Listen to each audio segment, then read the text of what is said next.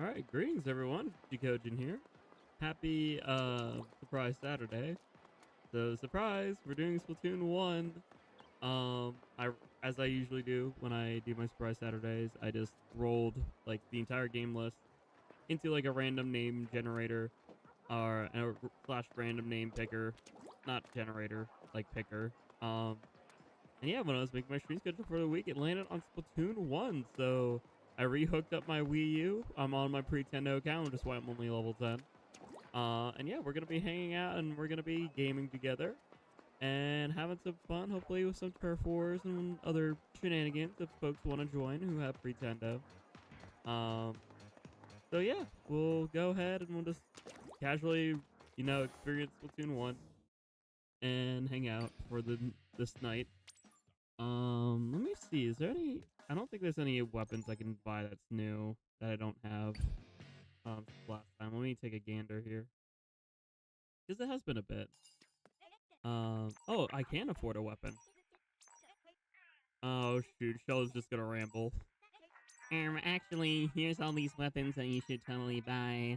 Now that you have enough coin, you should buy these weapons. Hello, Shadow. Hopefully you're doing well as well. Let's see. I could do 52. I could do the heavy, the jet. Ooh, the jet looks fun. Brush a sprinkler and ink strike. Burst bomb. Kraken. Throw. There's a couple I could do. I'm gonna do jet. Ooh, let me see. I'm gonna do jet and I'm gonna see if there's any outfit I really want.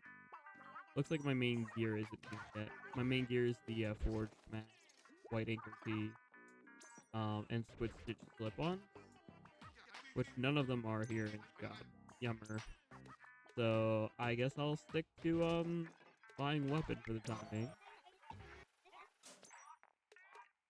Yeah, there's a lot of really wild kids in this first game. So yeah, I'm just gonna buy that for now. We're gonna drop into turf and hopefully grind to get more money. I'm gonna start with jet. I guess I'll stick with this. Is the most not Jackogień I've ever been. And hello, Jelly as well. Hopefully you're doing well. Amp Triggerfish is in rotation. Whoopee! Hello, Wally. Hopefully you're doing well.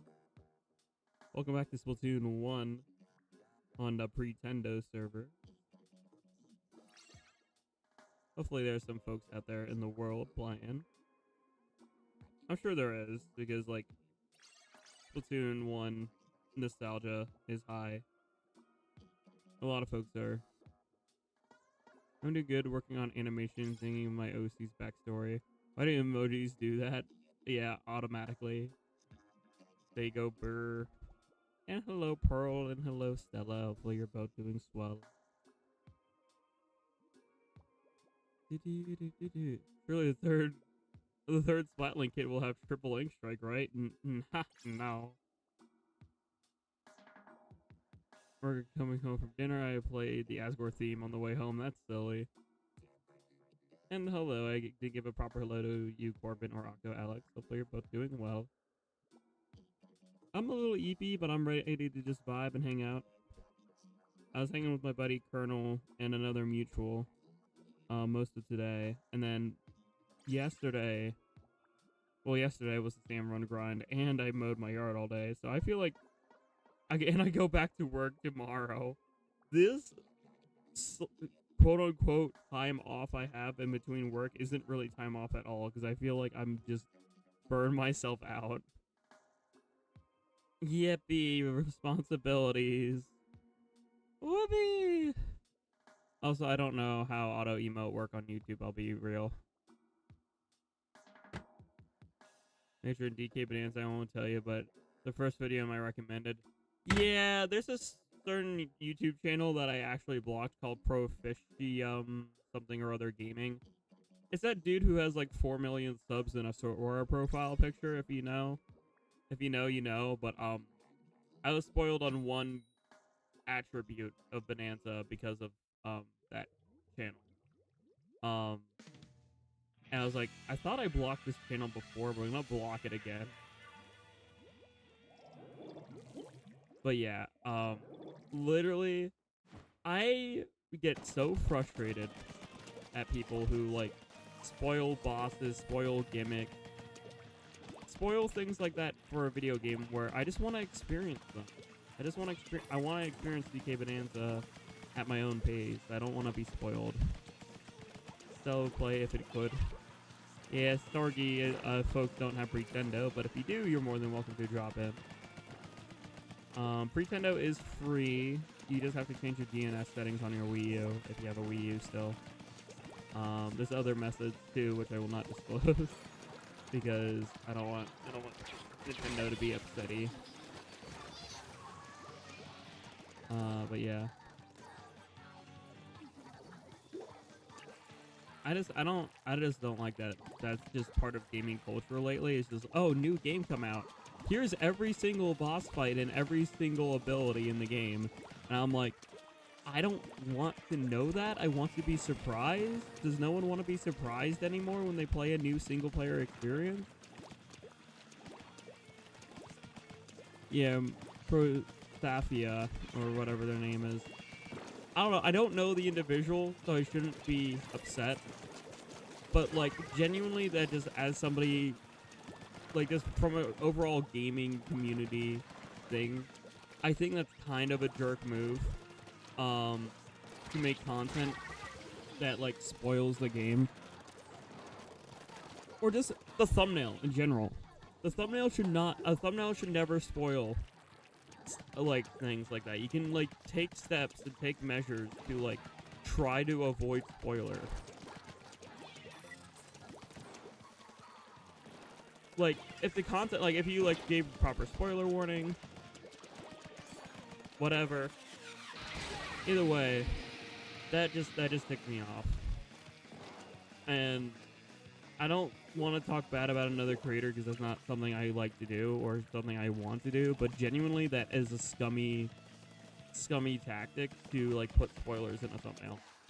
It's just, it's not right, in my opinion. Like, now I was spoiled on 2 things that, you know, I shouldn't have known, that I didn't want to know, because I like going into new games pretty blind, especially when I'm planning on live Let's Playing them. So, that just made me angry when I saw that. So how are you shooting that so quick? What gun is that?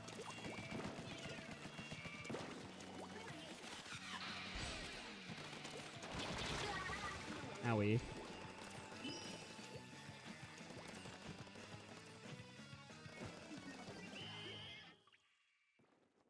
I can't believe that nothing is the final boss. I know, it's crazy. I don't know what the final boss is, and I don't want any hints or anything, or else I will ban you. That goes for anyone.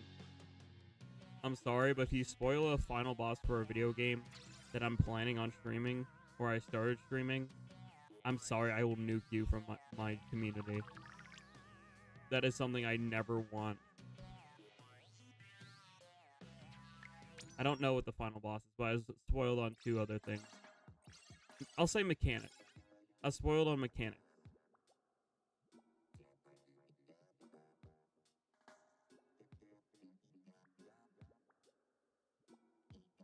I love the part where Paulie looked directly at the camera and said, I am transgender. I like when Vivian did that. Vivian is base. Which I want to do a live Let's Play of Thousand Year Door eventually. I just want to do the first Paper Mar.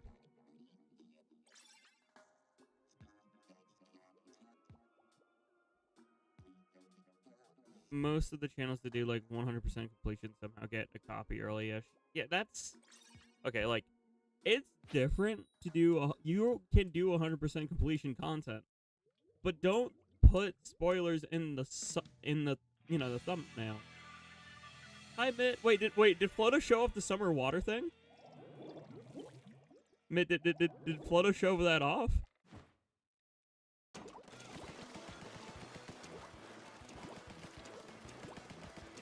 Let's go. Okay, so if you all didn't know, Flota asked me to voice act something for Flo's Nuzlocke. And guess who was the individual to help voice act something?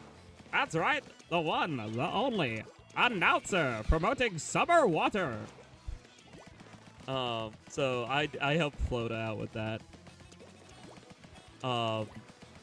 Like she literally like DM'd me. It was like, hey Jack, do you mind like voice acting something for me? And I'm like, with pleasure. Like I love voice acting. Sure. Oh shoot, I'm doing awful with Jet. Hello Kane, hopefully you're doing well. Yeah, I'll have to go back into Flota's spot and check out my own voice, I guess.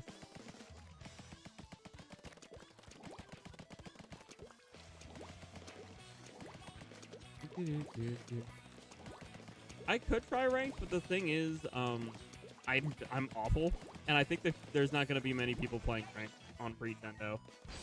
I have no idea, because last time I tried ranked on Pretendo, it didn't go well, Briano. Like, there was, like, no one joining the rank queue, and that was on the Splatoon anniversary. So, you know, I can try, then. But, like, I definitely can't do it probably with viewers, and I want to play with viewers if anyone has Pretendo. I figured Turf War is the easiest way to do that. Like, when Chris looked directly at the camera and said, I have non-binary. That's so real. Okay, cool. They're in danger. That's good.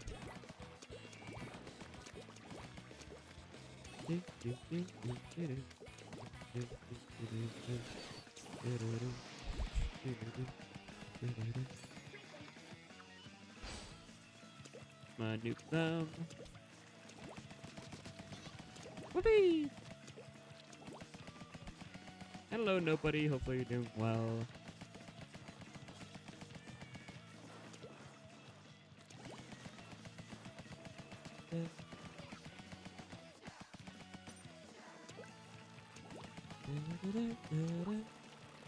I don't want them coming this way, so I'm gonna protect.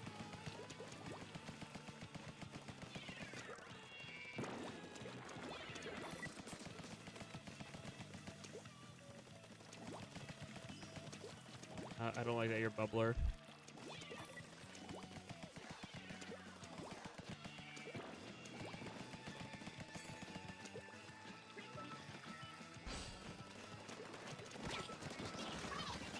Okay, I think we won. I don't have my Wii U with me. Oh no. Hopefully you're doing well. Thanks for still hanging out. Nice to see folks. I think Splatoon Raiders would work in terms of content. I think it's gonna be mostly single player. I think it's just gonna be like a single player campaign, but like better.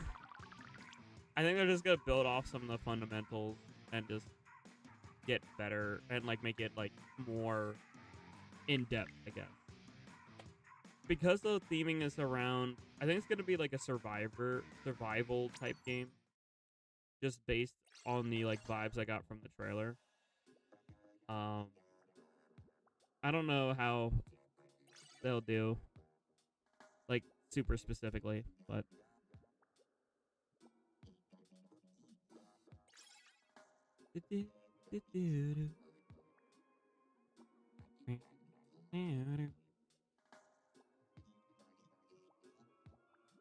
and anyways, hi, I'm awake. Hi, awake. I'm Jack, and welcome back, Shadow.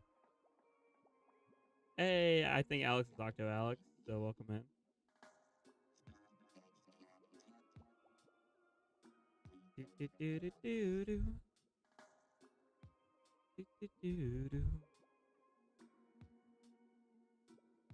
I haven't been working, so back to 4-storing Earthray. Fair enough. I don't know why it wouldn't work. I've had like no problems with Pretendo since I got it, I'll be honest.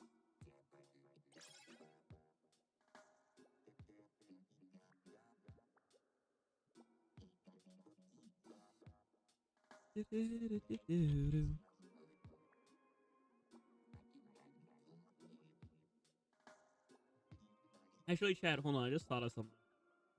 So we were talking about like people who spoil game like information on games that like are new that like recently come out, like the people who are posting like spoiler like information for Bonanza. Well, I feel like the gaming community should kind of do what the cinema community does. At least watching my buddy Behind the Kernel, he specifically does a spoiler-free review and then a spoiler review. And stuff like that should happen with gaming too. I feel like there should be like a clear indication of, hey, don't put spoilers in thumbnails, and if you're going to talk about spoilers, like dedicate it, like let it crystal clearly know, hey, this is a spoiler review or spoiler type information on this video game. Like click away if you don't want to know this information. And like don't put the spoiler in the thumbnail clearly.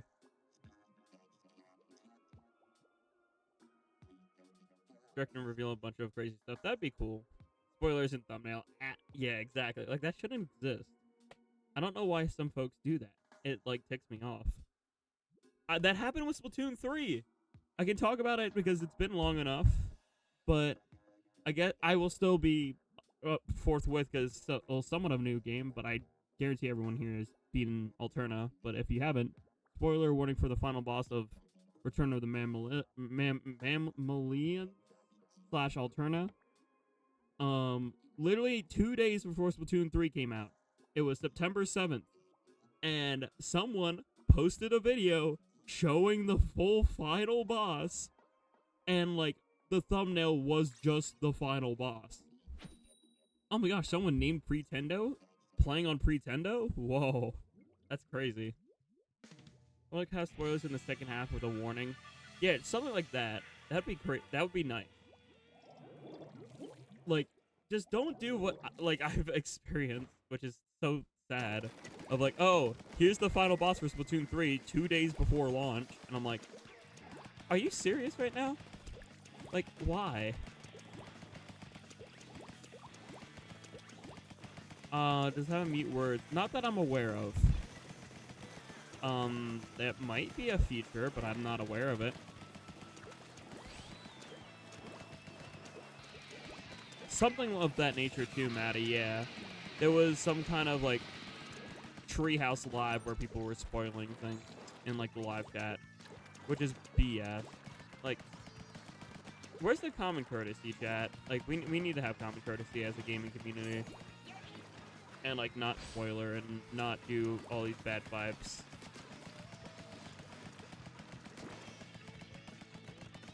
Are you running that way? Okay, cool.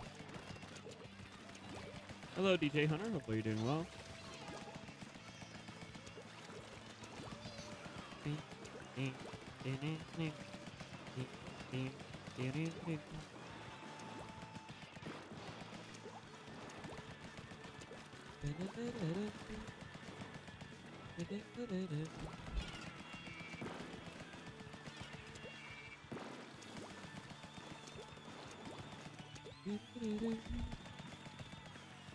Uh-oh.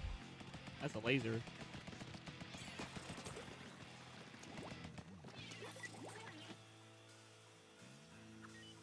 There's someone in our base. Oh god, why are you cracking? Tame the Kraken! No, I couldn't tame the Kraken. Hey, this pick is pretty. It's like vibrant. Or, I don't know the right word for it. It looks nice. Also, chat, I was sort of like hanging out with a new friend, you know, friend of a friend, like mutual, today. And like, we were like hanging out. I played We Party U for the first time ever. And We Party U has this game where it's like, oh, see how well you know the other people by like guessing, you know, information about them or whatever. And one of the things was like, seeing like, oh hey, can Jack sing? And they both agreed I can't, which I was like, damn, okay. And I was like, well, I can't sing, but I have great control over my larynx. And like the guy who like, you know, who, you know, wasn't super familiar with me, like we were learning things about each other because it was their first time really hanging out.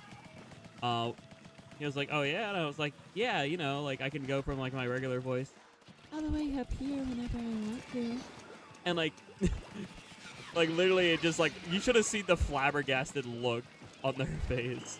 It was like, what the f? And I was like, yeah, I can just do that whenever. It's pretty fun.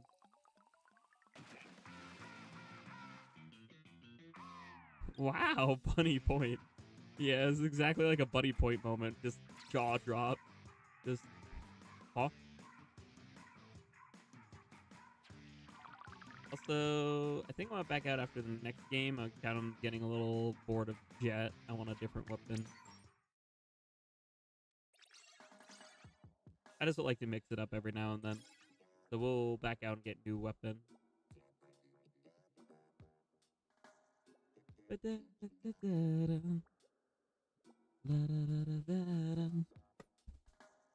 In Colonel's defense, at least, Colonel said, like, it wasn't, like, my actual singing. It was more that I'm off rhythm. I tried to squid search when the map started. Lamau. Yeah, what was your first server main? That's neat. Mine was the Kelp Spotter Scope. Then it was 52 Deco. And then Crack-On Roller became my number one. So my top 3 weapons in Splatoon 1 is Crack-On, Kelp, and 52 Deco. Splatoon 2, it's the V Rolly, V Dually, and Heavy Splatling.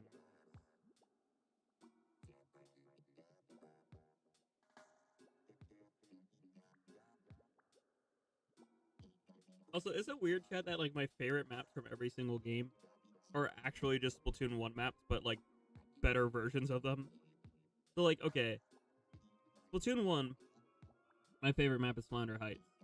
Splatoon 2, it's Black Belly Skate Park, which was a Splatoon, 1 map, but it got revised, and I love the new version in Splatoon 2. And then in Splatoon 3, it's now Urchin Underpass, is I think the best map in the game. So it's interesting. It's interesting because like they're all technically Splatoon 1 maps, but they just got revised in a way that I actually really like, and thus they're my favorite for each of these games.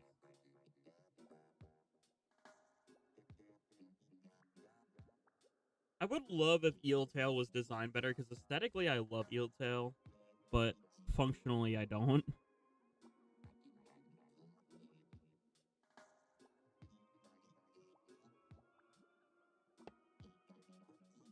Here, Old Mahi Mahi. Yeah, Old Mahi Mahi is great.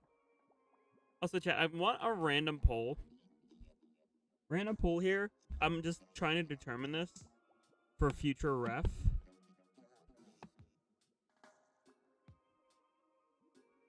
Should I include games in Surprise Saturday that I might eventually live Let's Play? Yes or no? This is going to be a little poll I'm going to run for this stream. This is mostly for games like Sonic Adventure. So like Sonic Adventure, I hope to one day live Let's Play both Sonic Adventure 1 and 2. But I also am debating, should I just throw it on Surprise Saturday so I can like at least do a stream of it just for fun. Also, I just went to squid roll there. I'm so smart. The muscle memory, chat. The muscle memory is real. So far, you folks just are happy to have it on Surprise Saturday. So, yeah, 70 of y'all. Ooh. Okay. So then, there we go. I might add Sonic Adventure 2, games like that where I might still live Let's Play them, but I'll like just slap them in the, Surprise Saturday so that folks can still have like a potential possibility of me just streaming the game for fun. Never really had a favorite S1 map, gotta be honest. That's fair. Yeah, mine was definitely Flounder. I adored Flounder so much. So many funny memories on that map too with Colonel. Because Colonel used to be a Splatoon rival. and just like genuine Nintendo rival for me. I'll take the trade with you, Yoshi.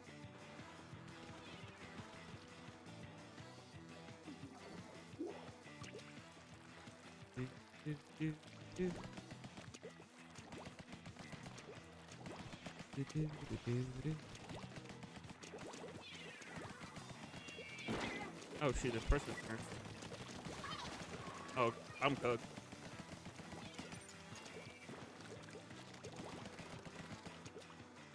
Never mind, I'm good. Just like, it's so over. We're so back. It's so over. Hello, Maria. Get flat. Do-do-do-do. It's gonna be a little silly and go this way. Oh, damn. I just got shut down.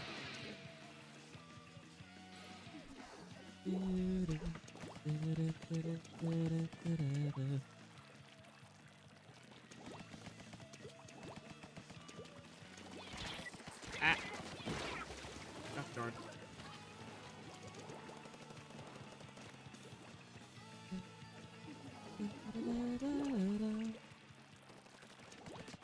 Stop trying to base invade, grr. We're already cooked. Why are you trying to cook us more? This is why I'm gonna get a shorter range weapon.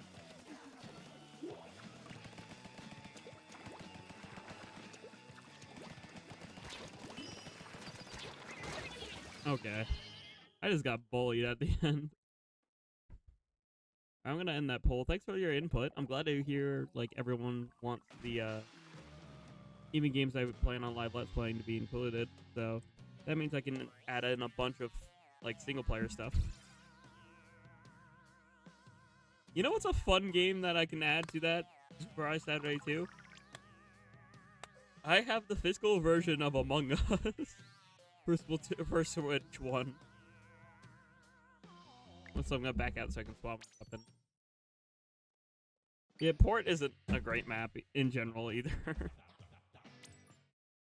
But yeah, I could stream Among Us. Among Us. I don't really want to play a wall weapon. Let's brush it. We'll brush. Because like if I play ranked, that doesn't guarantee folks can join us, and I think if we do squad, it's gonna be the same story. So we're just gonna stick with turf for the time being.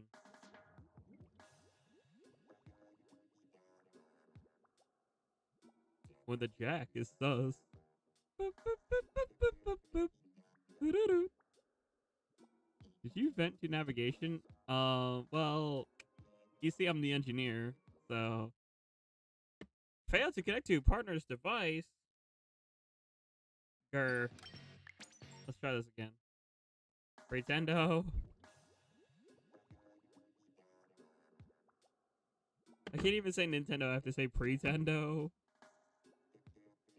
No, that also means I can put like Pikmin and Pikmin 2 in Surprise Saturday now. There's a bunch of single player stuff I could do that I still want to live let's play.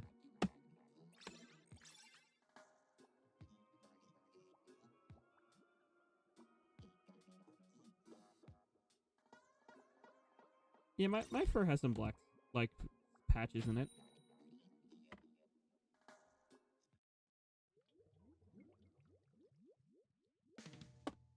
It's mostly, like, red and gray and white, though.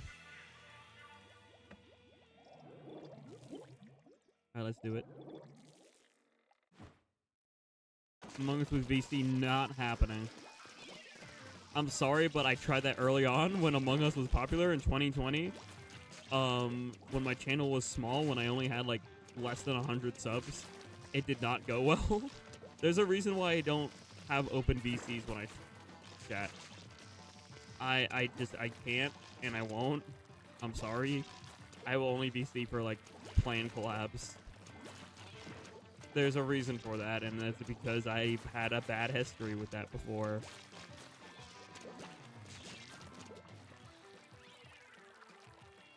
Okay, good. I was about to say, I'm sorry to disappoint if you're being serious, but not happening.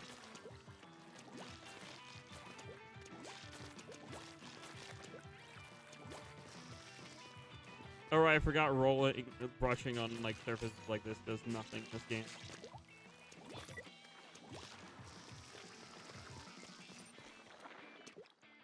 I run out of ink quick.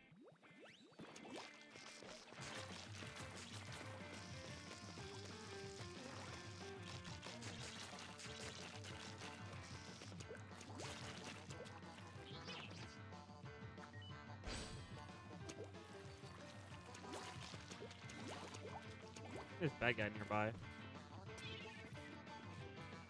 Sprinkler. Yep, I knew it. Sorry, Scry. You're not camping out my base that easy. Drop that there.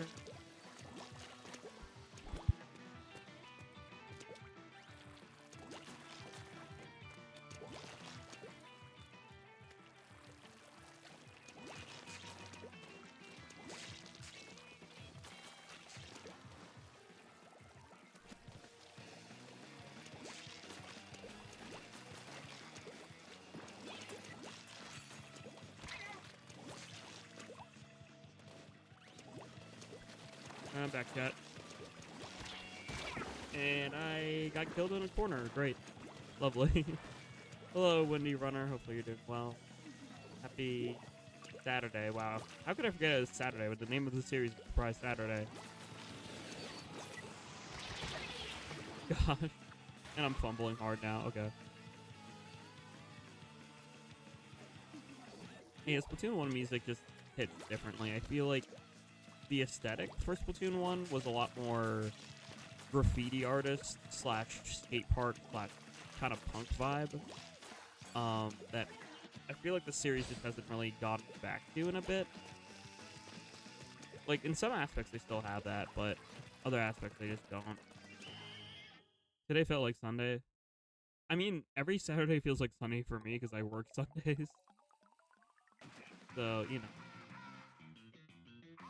It's like, it's weird because my Thursdays are my Fridays, my Saturdays are my Fridays are my Saturdays, and my Saturdays are my Sunday.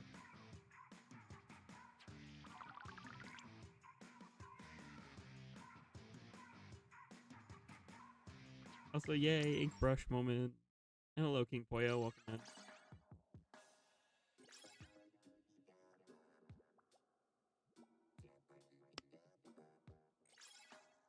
Tentacular circus goated true.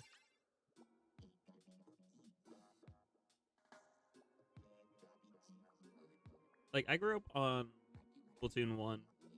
I'm as old, like, it's weird growing up alongside of the Inklings and Octolings because, you know, they're canonically like 13, 14 in Splatoon 1. And I was 13 in Splatoon 1. So, like, I grew up alongside of the protagonist. So it's kind of cool, but kind of weird at the same time.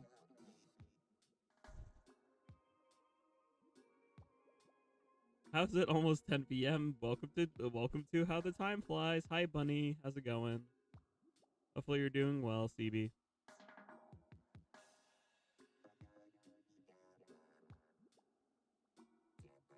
Bunny point. Wow.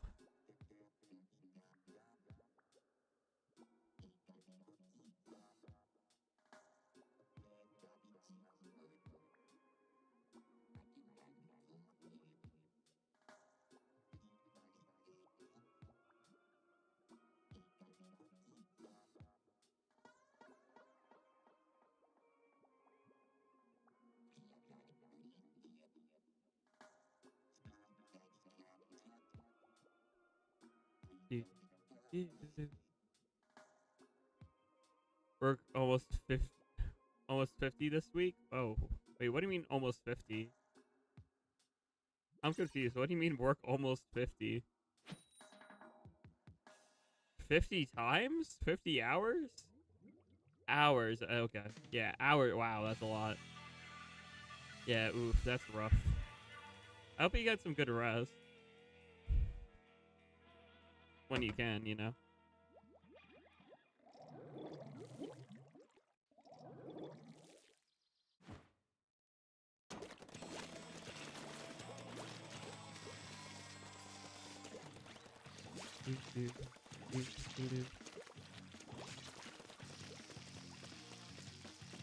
Meow.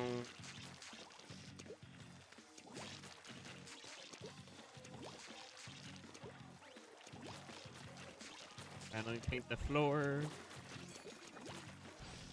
And wrap around this way.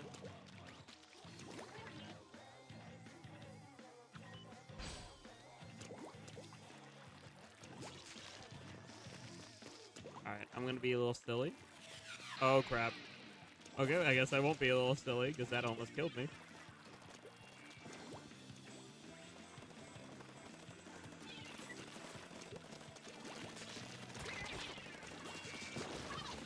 I can't believe I won that matchup. That should have not been a win.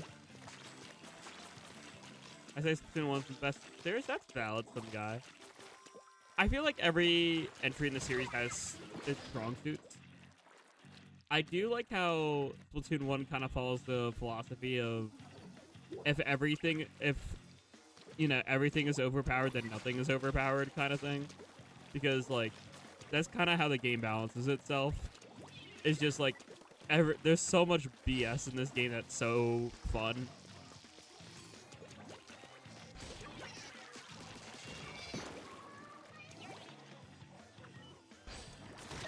Oh, where did you come from? Well, they went first one. Also, hi, Doki. Hi. Flo put me in jail last night, yeah. Floto was like, well, you're staying up too late. Time to go to bed. You're getting timed out, Lamau. All the overpowered nonsense just canceled itself out. True. It's kind of like how Marvel Rivals felt when I was playing Marvel Rivals. I haven't touched that game in like 2 months, though. Not since, like, Emma Frost first got added, I think.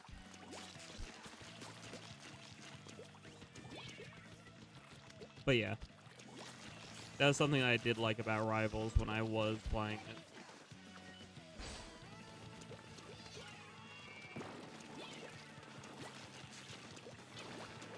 Oh, I'm so cooked. Well, I was trying to hop up on the wall. Also, true, you're right, the Pride ink. Yummy. Yummers.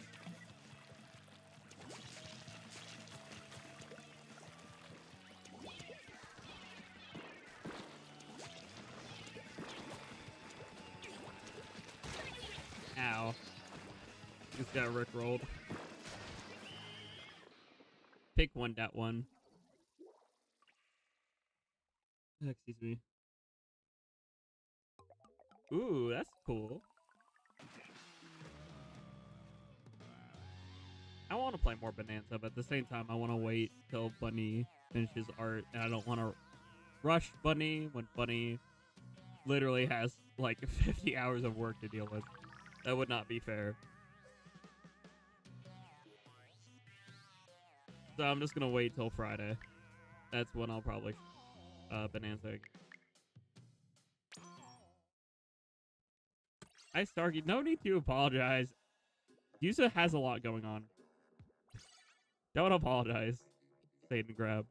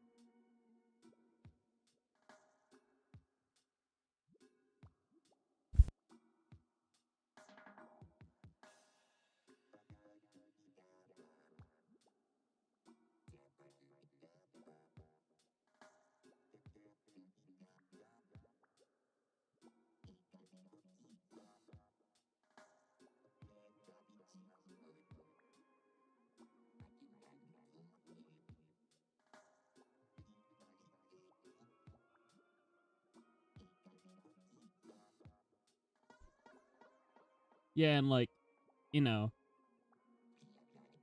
I can still find a render of Pauline. I could probably find a render of Pauline as a substitute for episode 2 if you said not ready yet by then. Because, like, you know, we did free Pauline from Modrock. So the next thumbnail would be probably just a random render of Pauline I'd find. That would work. Kid Pauline render, go burr.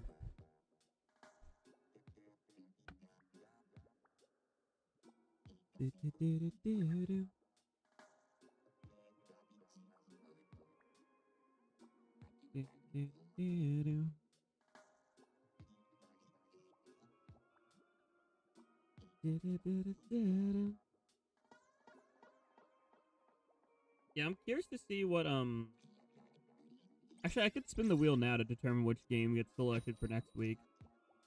Let's see, where's my... Alright, let's see here. I genuinely am curious what will I be streaming next Saturday. So I'll just spin that wheel now. Or after this game I'll spin it. Yeah, let me play this turf here, and then I'll spin the wheel. And y'all won't know what it is until I am setting up stream. Smile.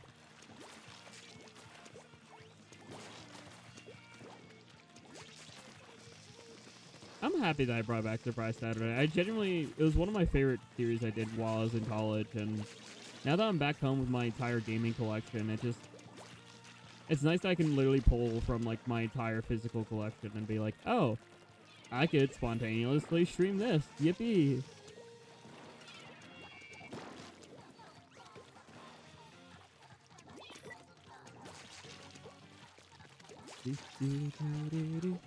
I'm glad you think so, Pearl. Surprise Saturday, Turf War and Vibe. These are the things that I like to do. Just hang out and yap. And I like how Surprise Saturday has the possibility of, oh, it could be single player or multiplayer depending on the game.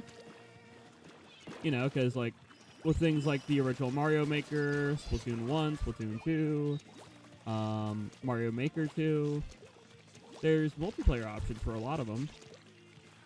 I'm glad Stella likes it as well. Does Squid Sisters do the news with Pretendo? Yes, they do. Squid Sisters still do the news, and maps rotate every 2 hour instead of the typical every 4 hour like they did for, like, the regular Nintendo server. So we'll actually see the news in like 8 minutes here. So that's why I'm just gonna stick with Inkbrush until like 10 p.m. Eastern.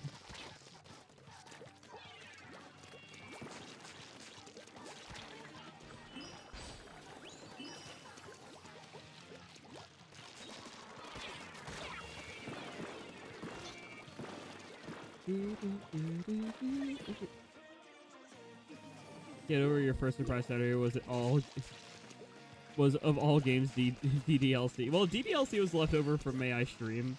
And so I decided, like, oh, I'm gonna, like, do the leftover May I Stream suggestions as well and put them on the list. And that was a leftover from May I Stream that someone suggested. And it just so happened that rolled for one of the 3 games to be a part of the Surprise Saturday launch day. So that was fun. It was literally DDLC, Splatoon 2, and Celeste. Which, DDLC was, whoa, psychological horror moment. Then Splatoon 2 was, oh, nostalgia moment. And then Celeste was an eye-opening experience, I'll say. Literally, like, I don't think I've ever instantly fallen in love with an indie game as quickly as I did to Celeste. Like, genuinely, like, that was, like, not frame 1, but, like, easily the first half hour to an hour, I was just locked in. I was like, damn, this is good. The only other indie game that I felt that connected to that quickly was in Stars in Time.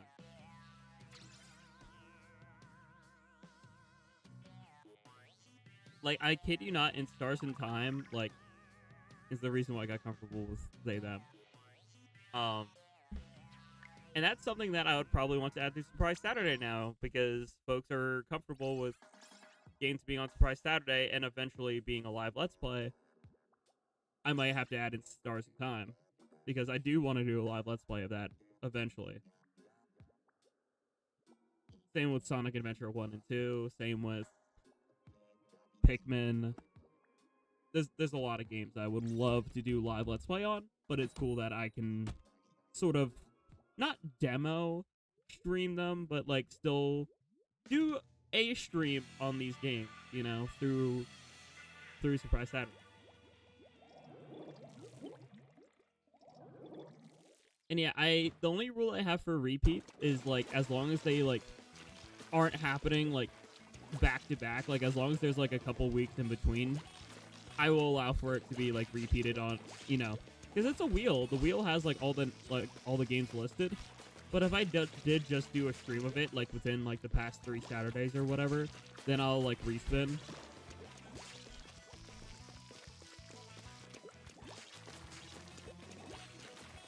That way it's like, oh, it's not like we're not constantly doing one game. It constantly still has that surprise factor because like I will, if we did it too recently, then I'll just do a respin. So, like, hypothetically, right now, if I would spin the wheel, I forgot to spin the wheel yet to determine what I'm doing this week. Or this next Saturday. But hypothetically, if I would, you know, spin the wheel and it would land on Splatoon 1, it's like, alright, we're already doing Splatoon 1 this week, I'm not going to do it again next week. Or if it landed on... What was the Surprise Saturday before this? It was, my brain is slipping because we skipped the Saturday because of Splatfest. So last week was Splatfest, so I skipped it. But following, it would have been Surprise Saturday number 6. What on earth did I stream? I can't even remember what I streamed 2 weeks ago. Come on, Jack. Freaking... My patience is waning. Oh, Breath of the Wild, thank you. That's what it was, indeed, Breath of the Wild. I was like, I thought it was a Switch 2 game. It was Breath of the Wild.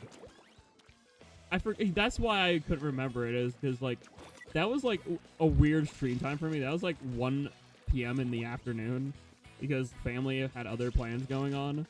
So I was like, okay, because we're having guests and whatnot, I can't really stream at night.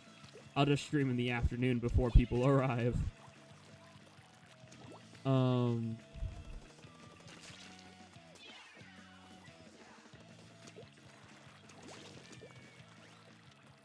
yeah, so hypothetically I spin the wheel with Breath of the Wild again. I was just like, no, we just did that like 2 to 3 weeks ago. So probably like the past 3 or 4 Surprise Saturdays, I won't repeat. But if it's been like, you know, a little bit, and if it hits a repeated game, I will do that repeated game if it's been enough time. You know what I mean? Am I making any sense? Is my yaps making sense, or am I just... Is chat being like, what the hell are they yapping about?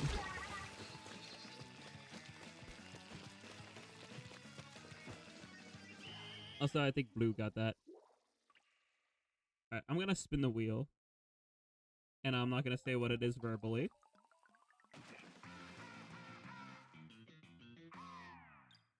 Interesting. Okay, I'm happy with that result. Well, I mean, I'm happy with most results, but like that is like cool. Okay. Actually, Bunny, do you mind if I show you the wheel? How close it was to actually being cold. Oh shit, I should have said that verbally. Okay, well now y'all know it's not cold. But it was really close to being cold.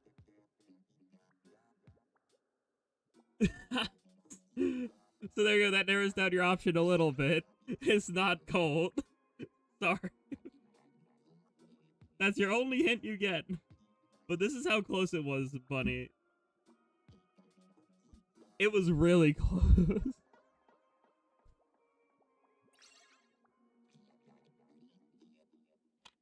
Yeah, I just sent it over on Discord.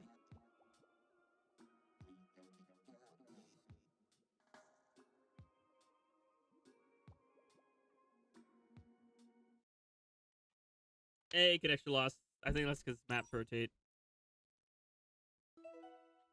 Hey, here we go, Callie and Murray. Told you they still do the news through Pretendo.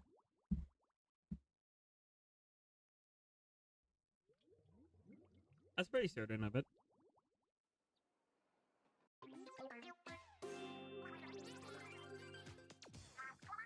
Hold on to your tentacles. It's Inkopolis news time. Let's unveil the current regular battle stages. Alright. They're selling shirts with Judd's picture on them. Well, he is something of a cultural icon. Rollers are super effective here. Chargers are the very best. Like no gun ever was. Chargers are the very best. Like no gun ever was. Do, do, do. And now, the current ranked battle stages. Fantastic. The depot looks like it could collapse any second. No kidding. Glad I don't own a condo around there. I feel so guilty running on top of people's desks. Not guilty enough to stop doing it, though. Until next time, stay fresh. I wanna be the very best, like no gun ever was. To splat them is my real quest. To get gold is my cause. Anyway, hello Akeem, hello Bass. Hopefully you're both doing well. Sheldon, quit your yapping. I just want to buy a gun. Sheldon! Sheldon! Let me have gun. Thank you. I want to get back one of my old mains. 52 Gal Deco. Which I will equip then. So yeah, there's the Hydra. Luna. I'll also buy the Pro, why not? But I'm gonna equip 52.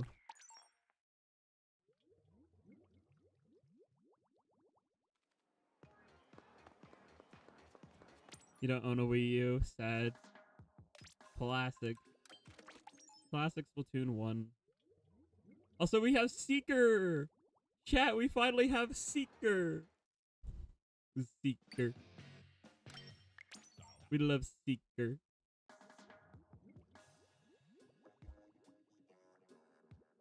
Yay, Seeker. Mr. Worldwide, whoa.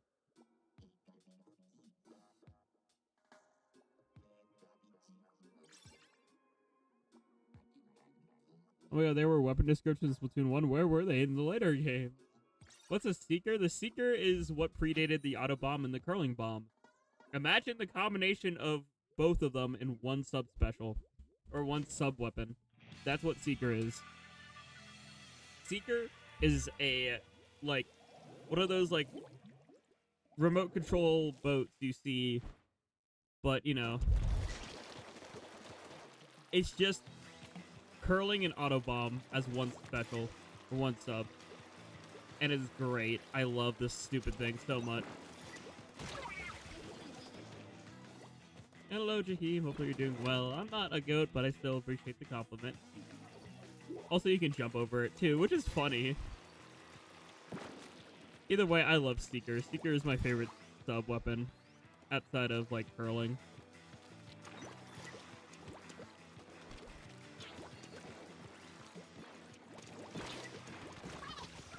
Haha, Seeker.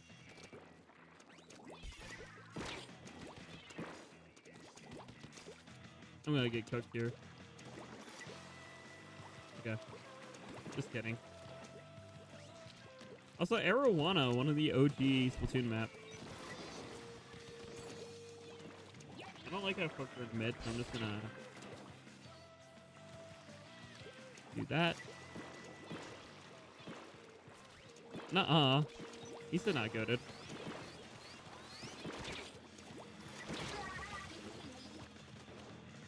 Also, grr. Can't believe we got heavy splatted.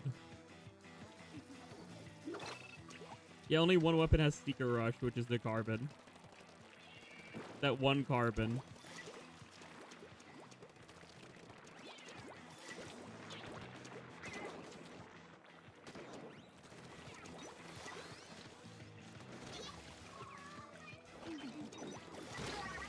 Dang it. I can't believe I got E-leadered. They trash elbows though, true.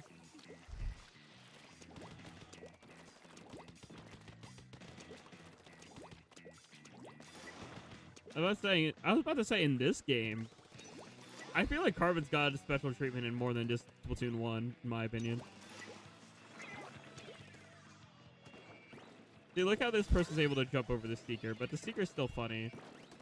I'll catch you slipping one of these times, just you wait.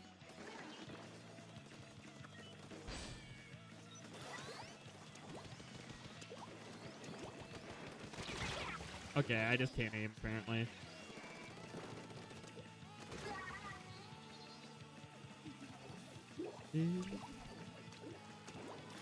I don't hate Carbon, it's just Carbon's my least favorite rollie. That's probably a hot take, but I just don't. I actually prefer Big Swig over Carbon. That's like my hottest take. It's probably because I like love Turf War, which is another hot take of mine. I swear, this E-leader just hates my guts. I just want a Seeker. That's all I want to do is Seeker. And just E-leader says, "Nuh-uh." But Seeker.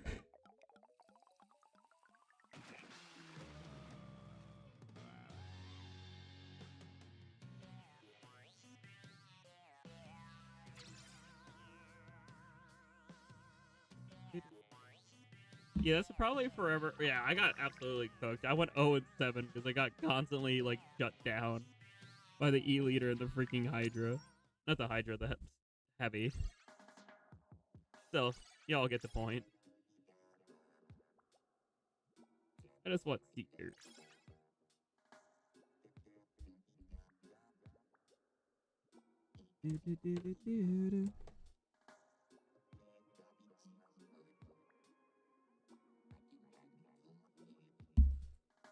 Also, chat, I'm gonna let you all in on a little secret. It's not really a secret, just how being a content creator works.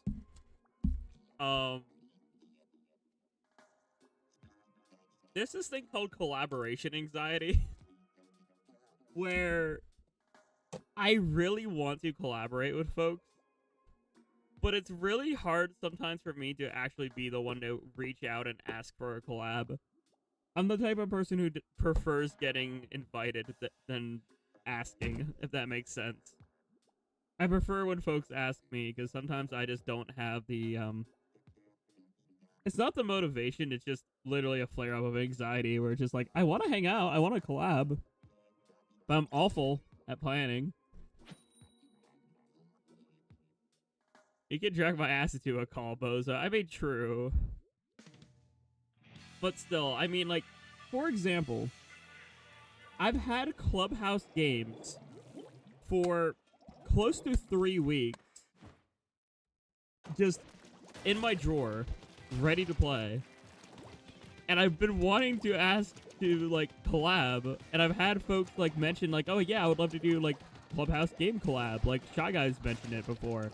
And it's like, I want to reach out and I want to ask people, but also my number one, my work schedule sucks. Number two, collab anxiety. It's like, it's a little, it's just, and I don't know why I have the anxiety over it, because 90% of the time folks are like, yeah, sure, or I would love to, but I can't because of my schedule. I haven't really been flat out told no to a collab before. Yay, Seeker. I'll grab your ass when I'm free. Yeah, there you go. See, that worked.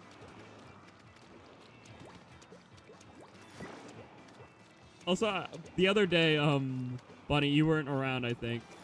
And I was like, yeah, no, it was the Salmon Run stream. Never mind. I think you went to bed. I was like, yeah, you know, my ass isn't on the market. And then I think it was Pro was like, well, apparently not for Bunny, though.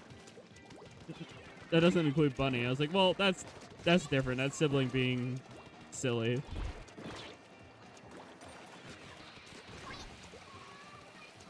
Finally, I took down an E-liter. I'm getting my revenge. Why are you running?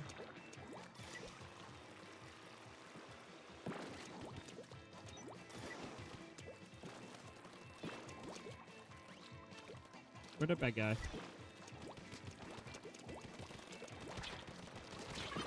There we go. Yummer. That's a sibling ass crap. Oh. I don't think those words should go together. Sibling ass and grab, I don't think should be a combination. Just, you know, hypothetically.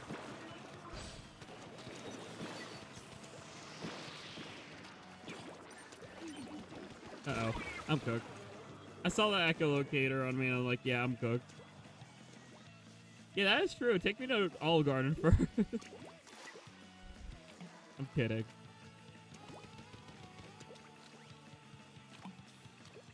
Feed me first before you... Anyway. Isn't it bad that I'm sometimes more used to the Splatoon 1 version than the Splatoon 2 version of this map?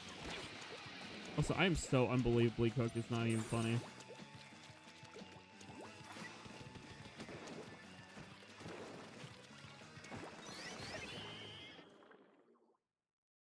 The best I could do is instant Rama. Take it or leave it. You know what? I'll take it. Sure.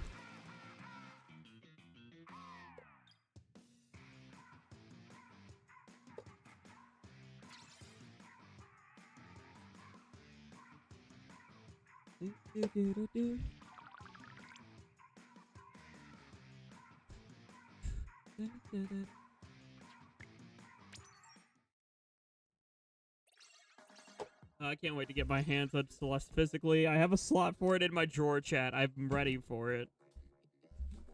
Celeste! Come to me, Celeste, please. I want Celeste.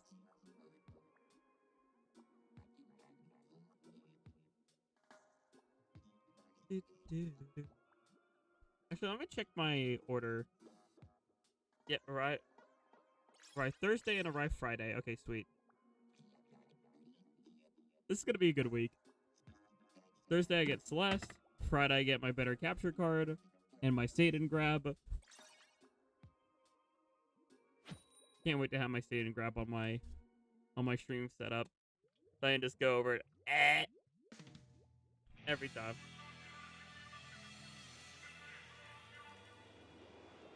Sure, this game's frustrating me. You still got Satan grab? Yeah, I told you. You remember that? Remember I showed you on Amazon? I sent you the link. I said I'll get you one for next year at TMG. Mine is coming on Friday. Oh, the goofy one. Yeah, I got the goofy one. A goofy one is better than not having any.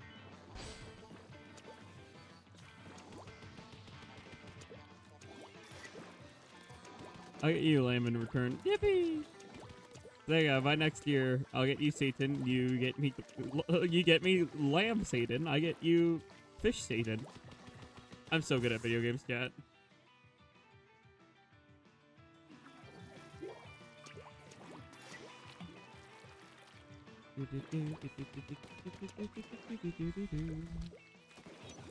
Oh crap.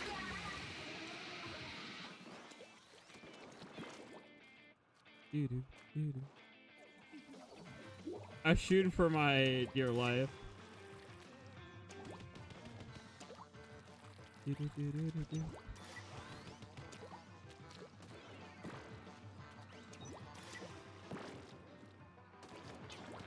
Why is there like 3 chargers?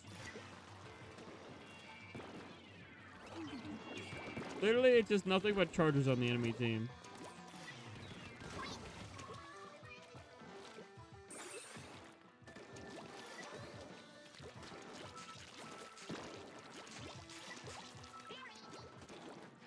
I wish I had squid. Ninja squid. Well, Seeker is the next best thing. Hide inside Seeker.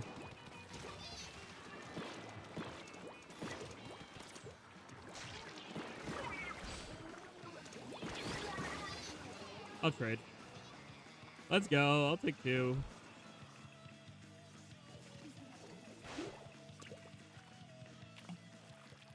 Hello, Jenny. Hopefully you're doing well. As a roller main, I don't really care for Moray, but I understand why some folks enjoy it.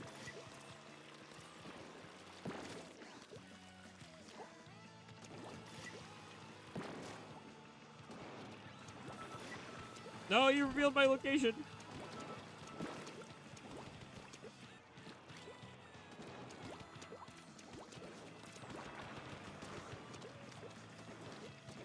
I'm so cooked. Bye.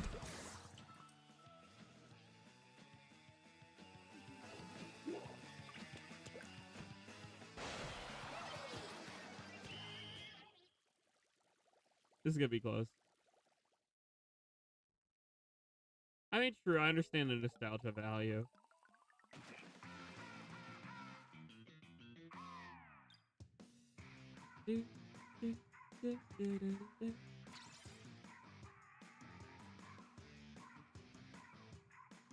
But I respect it more than the hallway maps. True. Anything's better than hallway, but like... Also, ugh, I don't know. Thinking of Hammerhead makes my stomach sick. Like, why did they do that? Why did the developers make Hammerhead a bridge so hallway? It makes me so sad. Like, come on. Also, chat, I don't want to be that typical YouTuber smile. But if you like Splatoon 1, can you give the stream a little likey like? Pretty please. If you like Splatoon 1. Or if you like Surprise Saturday. Bring Salt Spray back? No, I agree. I think Salt Spray Rig is just too funny. It's too nostalgic as well. Like, jeez, okay. Pretendo's not liking me right now.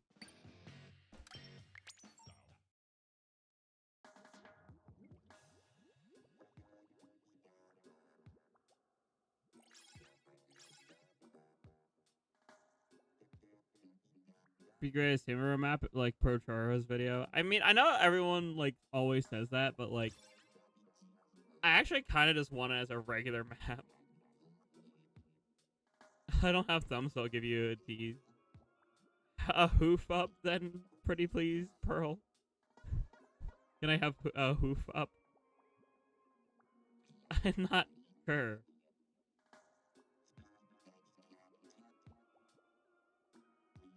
I mean, depending on how they would revise it, Maddie, I could see the vision for it, but like, I don't know. See, I feel like just turning Salt Spray into a Salmon Run map doesn't do it justice. Because, like, Salt Spray is one of the original maps. I eventually want every single original Splatoon map to be playable. If not now, then in, like, Splatoon 4 or something. Like, okay, the original 5 Splatoon maps, if you didn't know this, there are 5 original Splatoon 1 maps that were at launch. Salt Spray was one of them. It was Salt Spray, Arowana, Black Belly, Walleye, and Urchin. Those are the 5. Urchin, Walleye, Salt Spray, Black Belly, Arowana. So eventually, I know Walleye's a hallway map, so I wouldn't really want it, other than nostalgia reason, but like, eventually I would want a Splatoon game that has every single original 5 back in it, as just an homage to Splatoon 1. As long as they don't butcher the map, like, they could rework it, just don't butcher it like they did to Mahi Mahi. Like, look at how they massacred Mahi. Mahi did not deserve that. Can't I just climb a wall, Holmes? Okay, well. You know, I don't like Walleye, but like nostalgia / respect for the original 5. You know what I mean?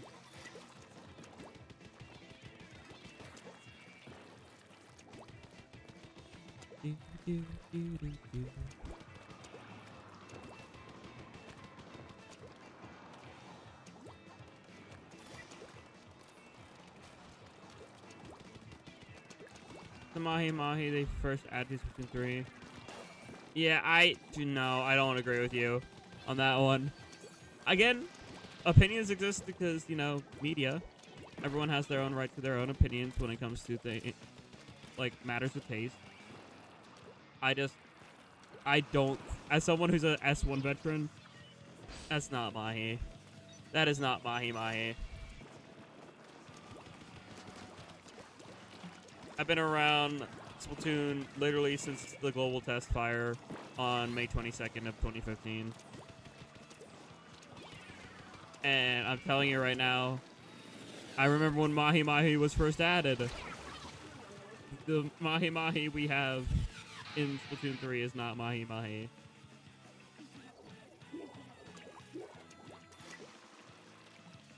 Yeah, Hammerhead and S3 is just... That's just character assassination, genuinely. That's like, look at how they massacred my boy.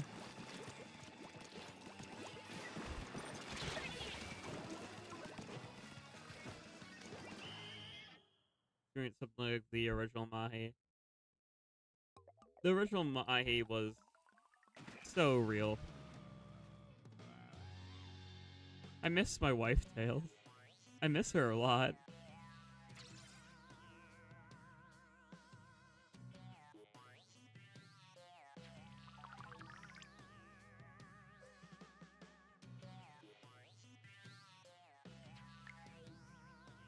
Alright, I'll play one more with 52 and then I'm gonna swap.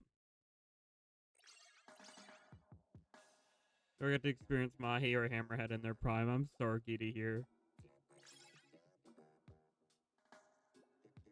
Oh no, yeah, don't worry about that. That just means that they have a modded Wii U. If you see folks with like the dev outfit or like Octoling gear with like the kelp, all that means for Pretendo, it just means that they have the modded aesthetic, which is allowed in Pretendo. Same thing happens if you see an Octoling. Like, that's allowed through Pretendo. Last time we did a Pretendo Splatoon 1 stream, we found someone in the lab code. Before the Nintendo shutdown flashbacks. I mean, that's valid. Back then it meant hacker. Nowadays it means, oh, they just have a quirky Wii U.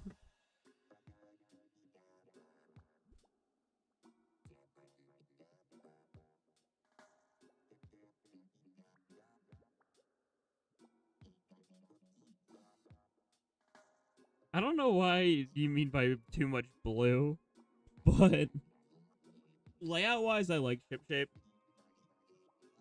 Like, it's like if they took a hallway map but actually made it good. In my opinion. Like, ship shape's not a bad map. Because it has those, like, flanks and those sides that are actually good. 7.8 out of 10, too much blue.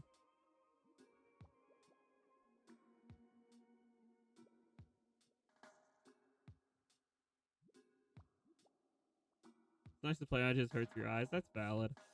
Again, preferences. They are a thing that exists.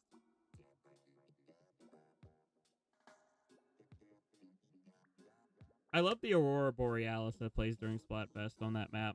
That's, like, aesthetically why it's, like, one of the better maps for me. Like, if I had to rate every Splatoon map based off aesthetics alone, Ship Shape would be up there in, like, high quality because, you know, it looked pretty.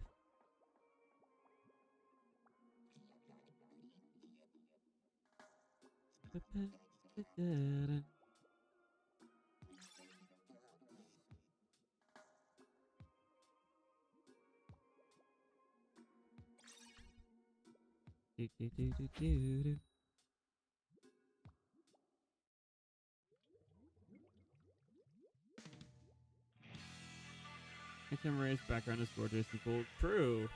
That's another good map. Aesthetically. I will say, up there is actually this map. Like, the city with the mountains in the background. Aesthetically, I do really, really like Moray. Because I love the city aesthetic. Like, I genuinely want to live in a city eventually.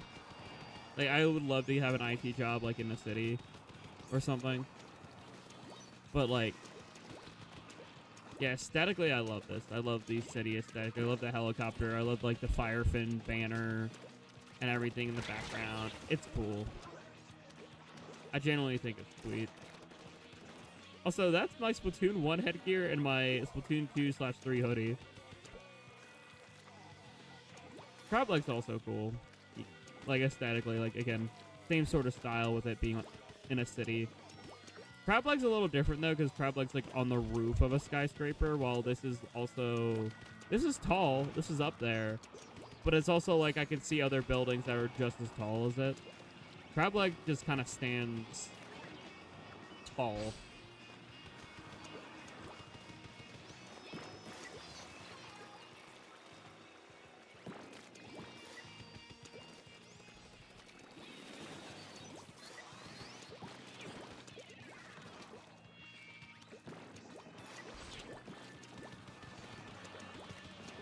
I don't know if this is a safe jump. I'll try to protect it. That is not a safe jump.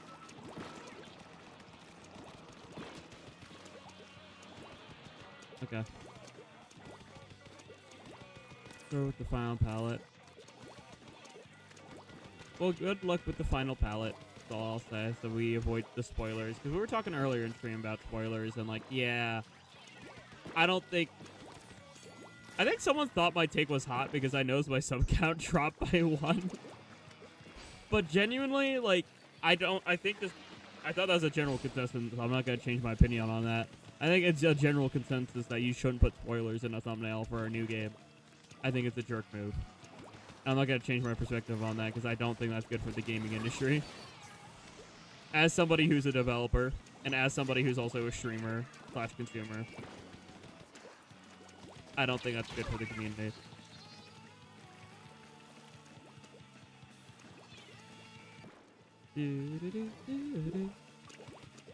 Oh yeah, they made a lot of little UI changes. Can't see what folks are using until you actually see them in combat. Owie. Yeah, we got cooked.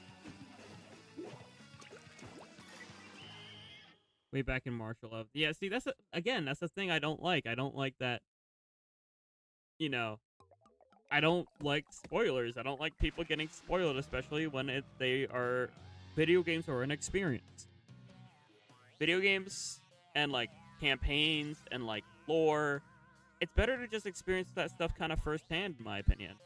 If you get the whole thing spoiled to you, especially when you're trying to avoid spoilers, that's not good. Alright, we're gonna back out. Because I want a new weapon.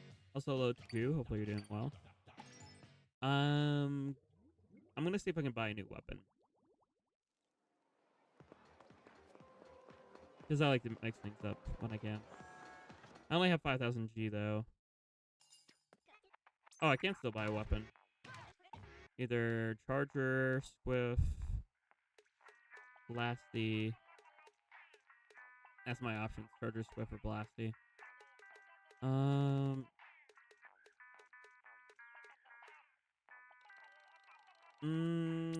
I'll just see what ones I already have.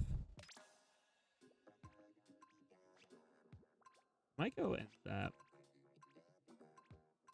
Ooh, or I'll just go splat regular shot gaming with silly burst. Let's do that. Let's do silly burst bomb gameplay. DMs and that's it. That's valid. I'm gonna be streaming the heck out of Raiders until I beat it, probably.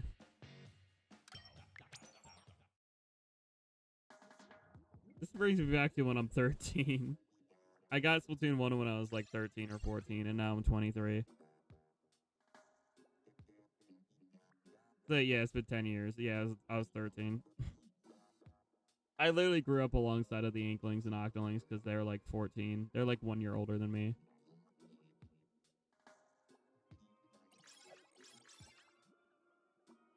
But yeah, Splatoon holds a special place in a lot of our hearts, obviously.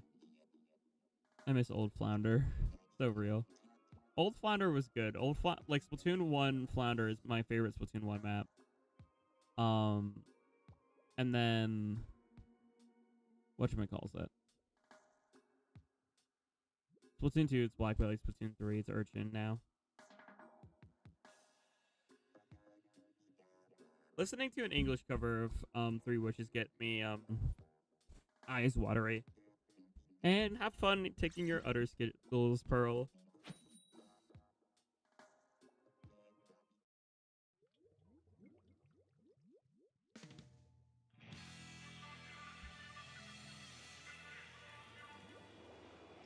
It's okay, I want to yap about Splatoon a bit because like genuinely it's very interesting for me how Splatoon by itself, right, without the social aspect, is still like easily top 5 game series for me. But because of the social aspect, it kind of pushes us up to like top 3. And then Minecraft has the opposite effect for me. Like, I love Minecraft, but like I've had a lot of negative social experiences with it to the point where it's like kind of pushed it down for me. And I haven't even like really been motivated to play Minecraft in a while. Which makes me feel a little guilty. Because like I have friends who have their own server and like they want me to hop on, they want me to play, and I'm just I'm sorry, I ain't really motivated. There's like too much new Nintendo stuff happening to the point where it's just like I'm kind of locked in on like streaming Nintendo stuff for a while and just like playing Nintendo stuff in my free time. Literally, I started an alternate save for Bonanza just so I can mess around with it without getting further in the story than my live Let's Play. That's a rule I have where it's like, okay, I'm not allowed to go any further in the story than I am currently in my live Let's Play. So I just like mess around with like the layers I got to, if that makes sense. That way I'm not spoiling myself or, doing anything that's like really story related when I play in my free time.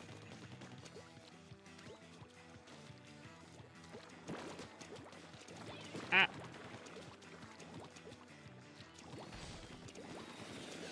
Uh-oh.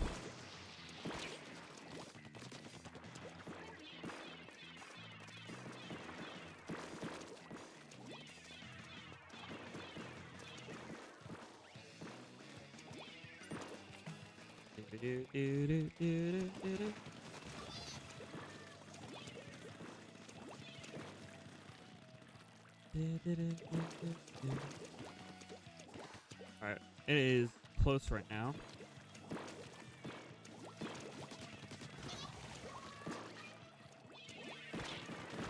Uh-oh.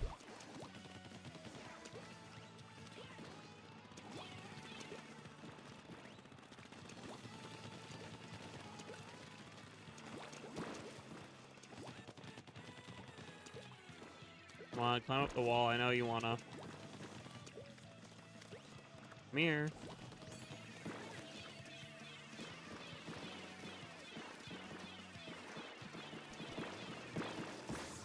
Crap. I fumbled that. Oof. Yeah, we lost. Oops. GG. Classic Moray falling off the side of it. Doesn't matter how long I've been playing this video game series, I will always seem to fumble at Moray. Whoopee!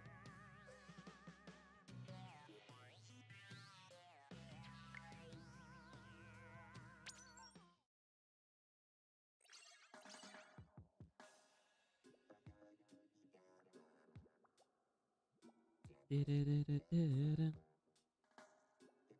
wish you could change weapons in between games quicker. I'm glad they added that in, you know, the future Splatoon games, but it's a little annoying in Splatoon 1 where it's like, oh, I want to change my weapon. Oh, I have to back out to do that. Whoop. And happy to hear you, Estrogen Pearl.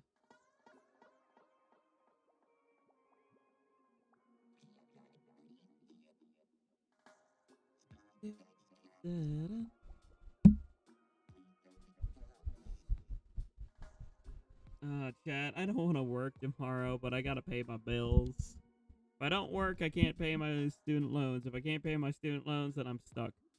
And I also couldn't be able to afford things like Bonanza or Marpar Jam or everything else that I buy for this little streaming journey.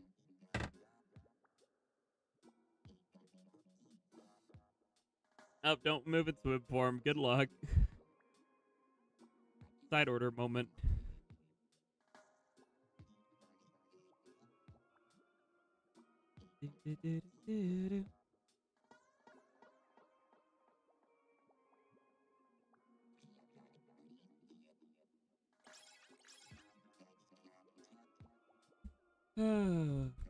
Boy howdy.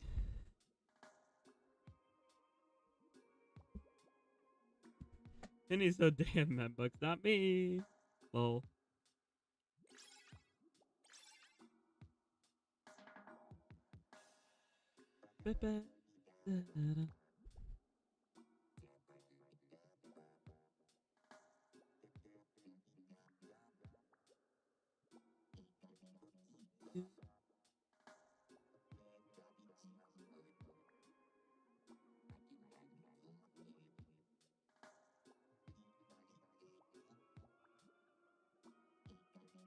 Sorry, I feel like I'm a little quieter than normal. Like, not volume, but like talkative moment. I'm not upset at all, just to clarify. I'm brain just going brr. It's either I'm a yapaholic and I'm like able to talk a million miles an hour and talk about a bunch of different stuff, or head empty, I'm just splatooning.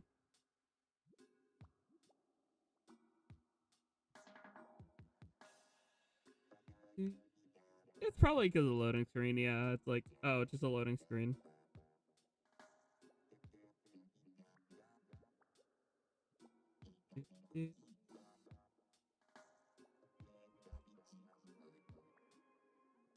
A single member from bonus, lol.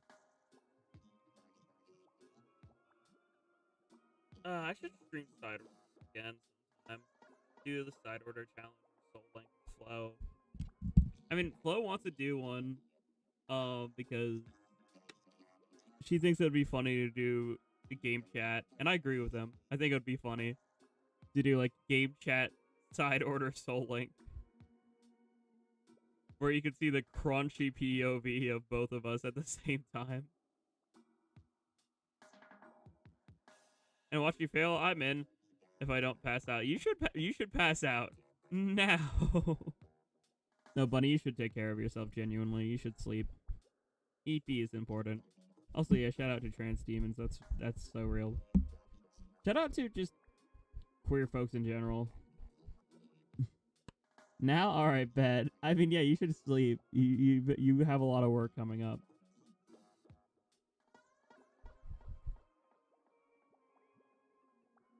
Something good happened today for him. Ooh, what happened? What happened to the Flow Meister?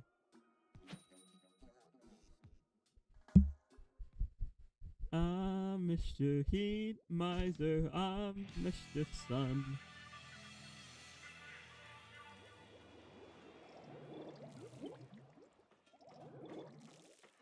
Alright, gaming time.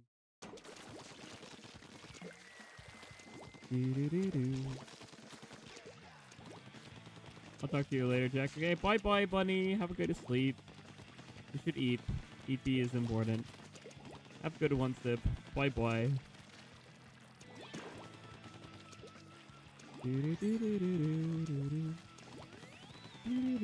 Watch Bunny Bean stream an hour later, just like last time. It's like, yeah, I'm going to bed. Just kidding. I lurked. I didn't fall asleep. Lamau. The Satan grab. 4-time was the charm for a flow. Let's go, big W. Now, number one question for you, Joseph. Do you know about summer water? For folks who are part of Flota's community, you might know a thing or two about summer water. If you watch that Nuzlocke.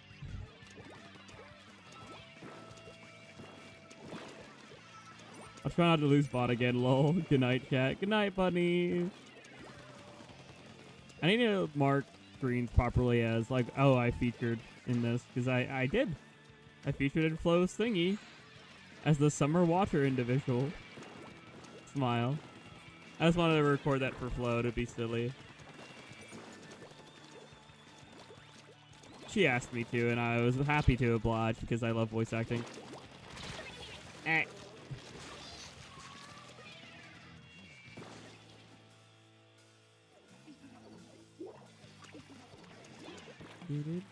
Not, or I don't remember. Scatterbrain go burr sometimes. Well, it was a thing that happened. Flota asked me to voice act something. And so technically voice recordings of yours truly exist for Flota's Nuzlocke.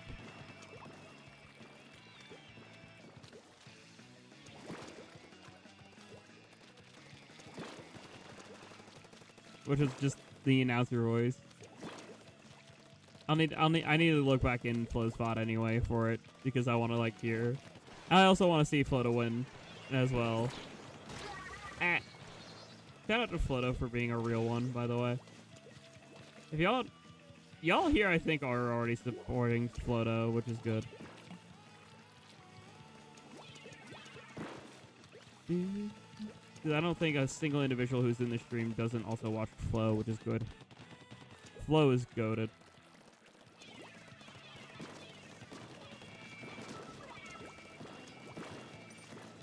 Oh, I thought I had first bomb rush. What? Now I do.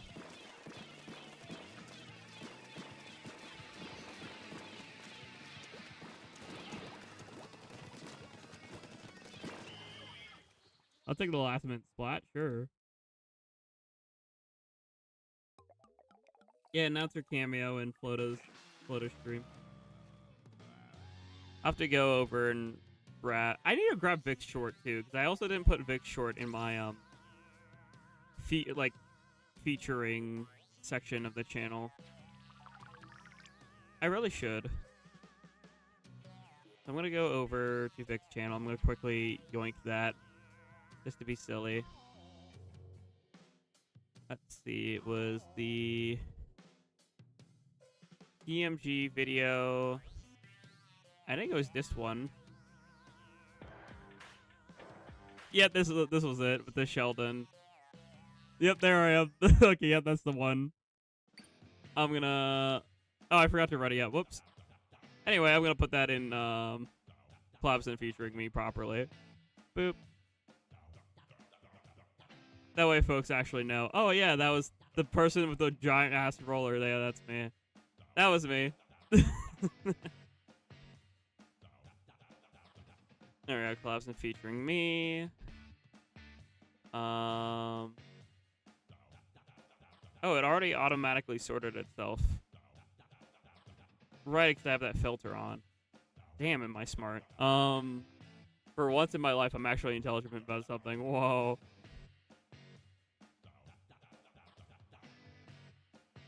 So, oh wait, Vic is still live with the randomizer. I'm sure they just doing some funny stuff. I'm gonna still say I'm gonna put that in the featuring playlist later. Because I do feature in it with the announcer cameo. Anyway. I want to swap weapon. Let's do... What's a silly? A silly. Ooh, and Zap, actually. Because Echolocator is kind of silly. Funny damage up leaders? Yes. I'm pretty sure that the leaders that killed us earlier were damaged up. No idea why. It's literally pouring salt on a wound.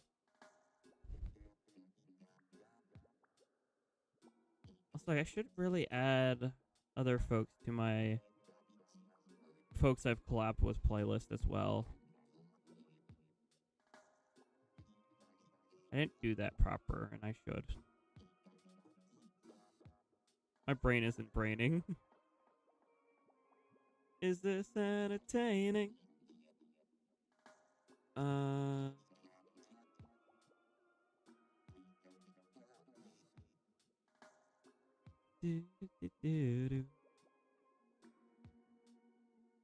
Also, Chad, I'm sorry. This is random, but I go to my homepage. I'm just looking. Under my top community post, one of my most like viewed clip ever is me saying that's how I want to go out in response to dying to Peach's side B in Smash Brothers, which love that that's one of my top clips. That's so great. Oh yeah, ass to the face. What a way to go out. That's how I want to go out. Is the exact clip quoting. Can you tell I have fun while I stream? Can you tell?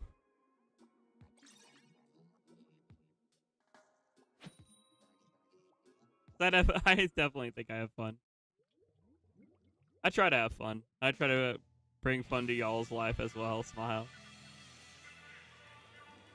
Just watch that. It's so fun. It's classic. Top 10 Jackogień moments. Lamau. So true. Charlie, Delta, Echo. Kirby Air X battle tag. Flash tags and S3. That's interesting. Like, play Pandora Palace for no reason. Okay, Stella. Have fun here too, pup. I'm glad you do. That's what we're here for. We're just here for peace, love, good vibes, and the sillies. Alongside the good vibes are the silly vibe. I see you here.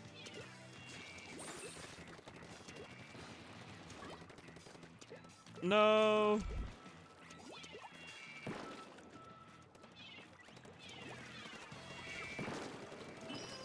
Oh, of course you have a bubble. Sure. I have a Mario Kart 8 clip for 2023. Oh, God. Not when in 2023. This is a very important question. When in 2023?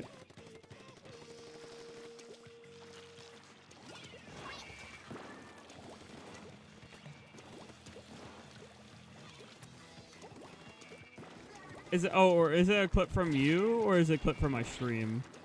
That's a better question. A clip from Yuso is a clip from one of my streams, and if it's from one of my streams, one in 2023.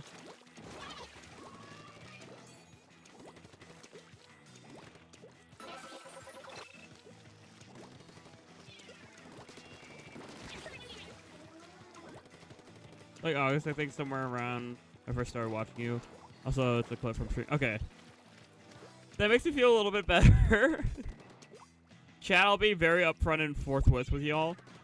2023 was probably my hardest year. And probably one of my fakest years in terms of, like, just holding in emotion. But that was more so near the beginning of the year. It wasn't until, like, genuinely later in the year where I started feeling a little bit more myself, because I was dealing with a lot. It's a little, some of it's too personal for stream, but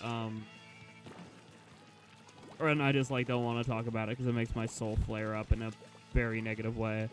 But I'll just say, like, it was a hard year. I'll preference it with just saying that. Oh my gosh, everything is going crazy right now.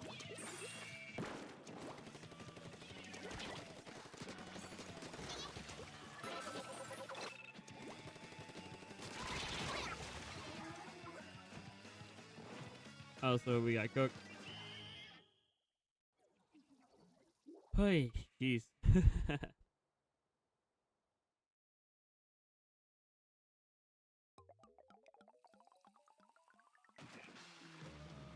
Ah, dang it. Oh well. We win some, we lose some.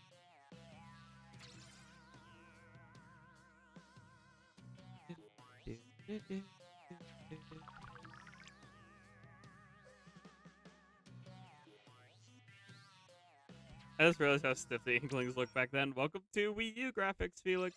Hopefully you're having a good Saturday. Get a chance, I'll send the clip in the Discord. Okay, Shadow, whatever, float the boat. And yeah, it's okay. It is what it is. It passed, you know. I'm just not happy with how that year was.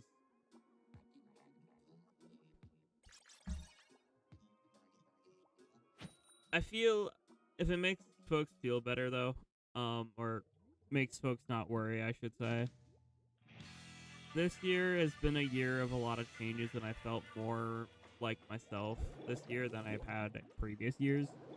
Which is why I actually kind of started breaking free and breaking the mold of, like, trying to do a little bit of IRL stuff.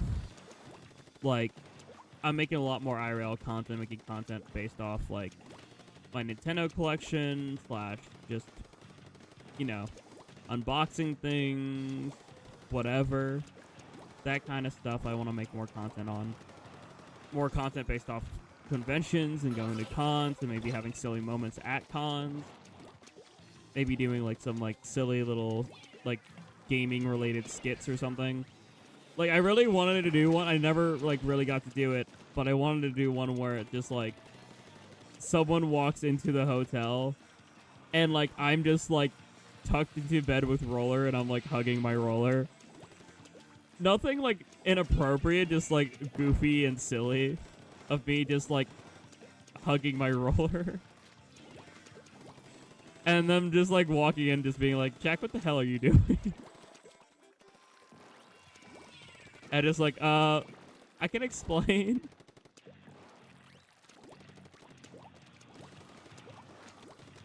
Dude.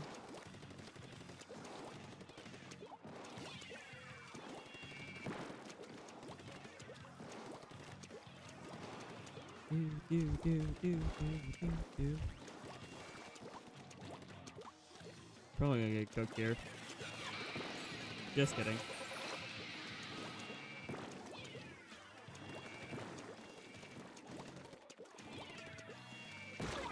Oh, I thought I could jump away in time. Look, I love my Rolly. I love my wife, Tails. I love her a lot.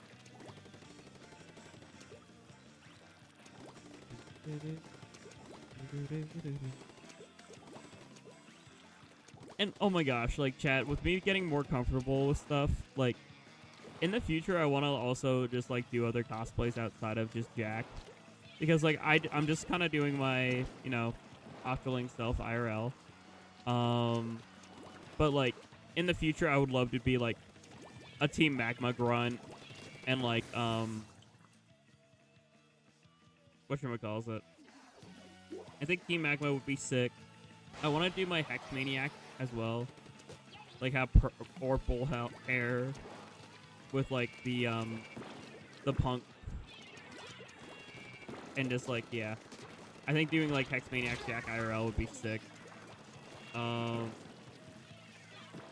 a bunch of other things. Team Magma is definitely up there though.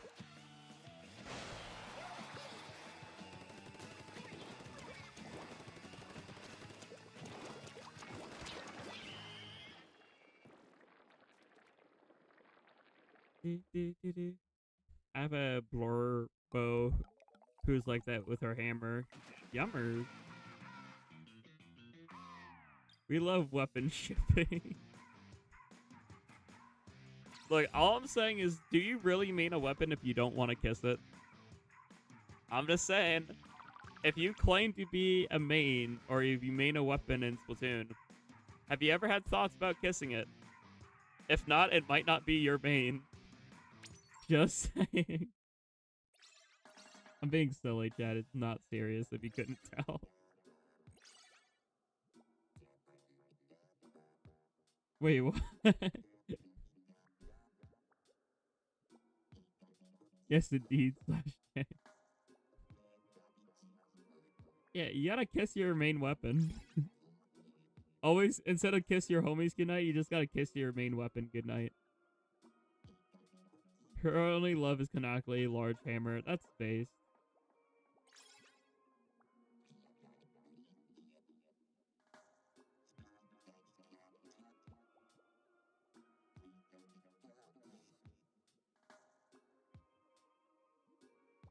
See, the thing with creativity a little bit, chat. I have a lot of like OCs, but I just like making variants more. I'd kiss Octoshot, so real Stella. But no, like, I don't know why, but I love to ponder what if. Like, a lot.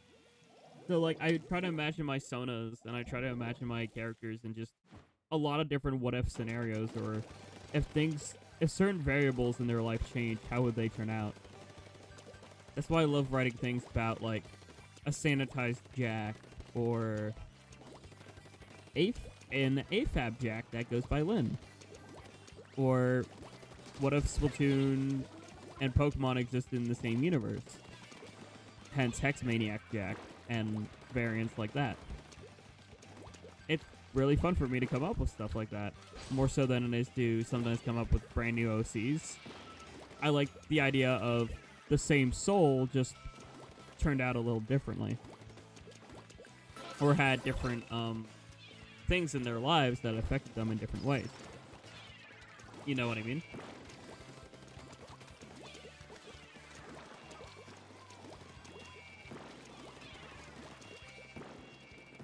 Also, Corbin, I don't know why all your messages retracted, but I hope you're good.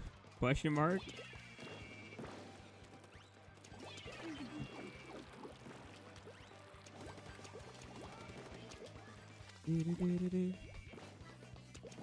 That'd be really fun to explore sometime. Yeah, like, I don't know, I love what ifs a lot. I literally wrote a whole... one of my favorite lore things I ever wrote was a story about Hoenn that was basically a what if dystopian future. And literally, like, the dystopian future for the Hoenn region of Pokemon was like nature versus industrialization. It was basically the cities overly industrialized, where Slateport used to be like a very, you know, a city with a beautiful beach attached to it. It eventually industrialized way too much to the point of it now being a place where water and poison types reside because of all the toxic waste. And just have a bunch of abandoned shipyards and a bunch of abandoned, like, cargo holds and stuff like that. And then stuff like Lumio City, that used to be like a very popular tourist destination, has sort of like two sides of it, where the tourist destination still exists, but the other side of the city is just very run down, very abandoned, kind of. The stream's kind of lagging over here. Whoop. Sorry to hear.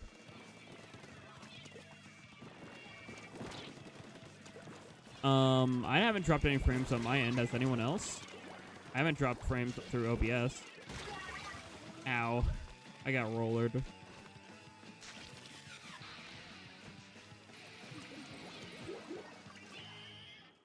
Yeah, I haven't had any drop frames through OBS. So I don't think it's on my end. So dang, we keep getting hooked.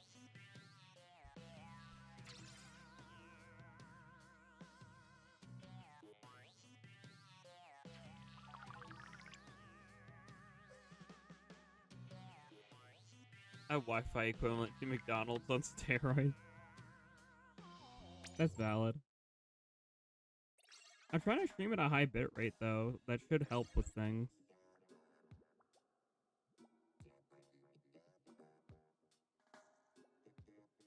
That's weird because I have Ethernet. That's like the biggest, like, kind of moment. I have Ethernet. It shouldn't have a problem.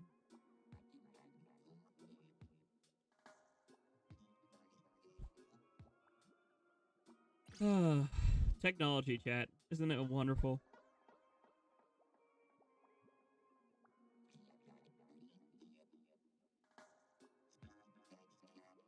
On the other hand, YouTube. True, YouTube exists. It could also be a YouTube problem.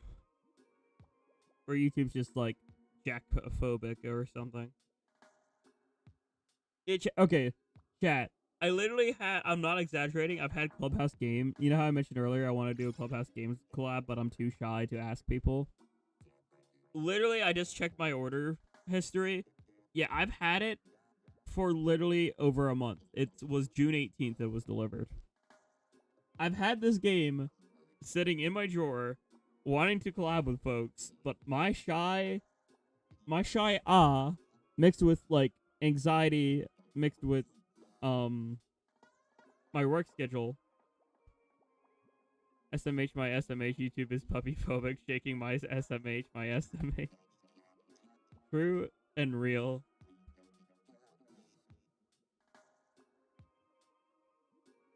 Like, I just want to Splatoon my 1. How hard is that to just play Splatoon 1? By the way, I'll probably stream for another hour at most. More so probably like half hour. Sorry, I already said goodnight, but I legit cannot sleep. I am sorry to hear, Bunny. It can be like that sometimes. Your body just doesn't want to rest.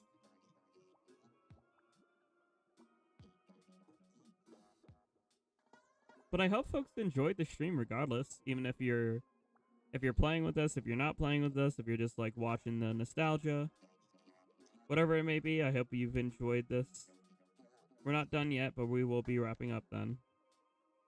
Because I do have work tomorrow, and knowing fam, they might need help with stuff, so I'll probably, the latest I'll stream till is midnight Eastern.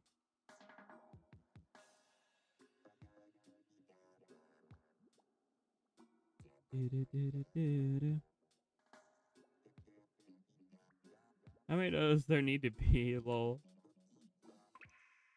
Hey, you're returning to the lobby, not enough players. Whoopee! And folks say, I think someone mentioned like, oh, I should try ranked mode.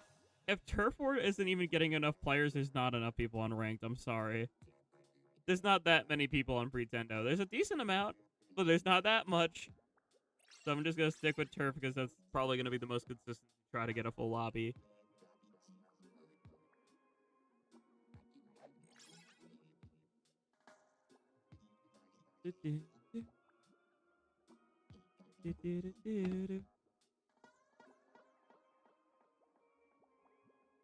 I can't even check friend codes in between either because Wii U moment.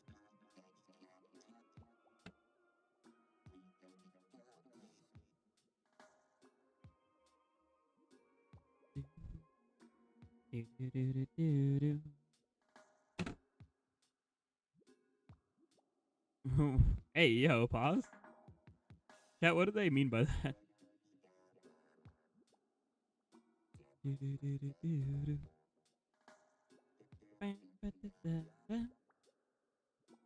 Just wanna play Splat 1.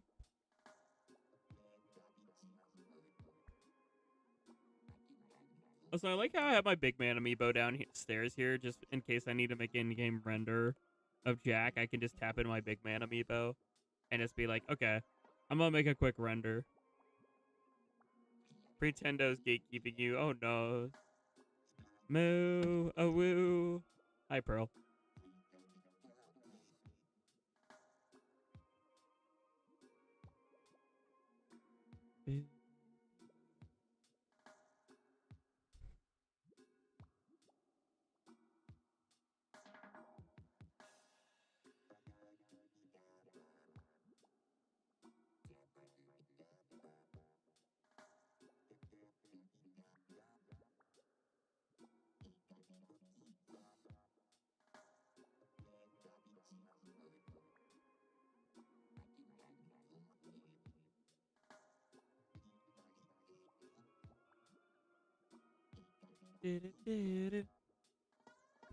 Man, don't you love the Splatoon 1 waiting screen, chat?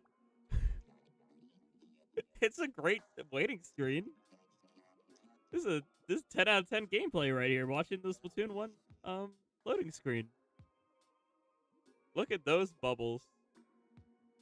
Look at all those chickens. And people are leaving. Oh no. Yay. Waiting. Whoopee.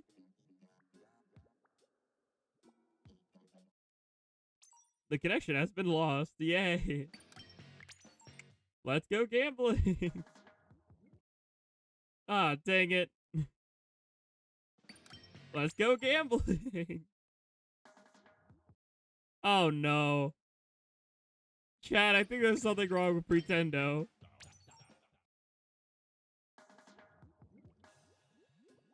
Uh-oh. Let's go gambling. Yeah! Ding, ding, ding, ding, ding. Whoopee! We're so back.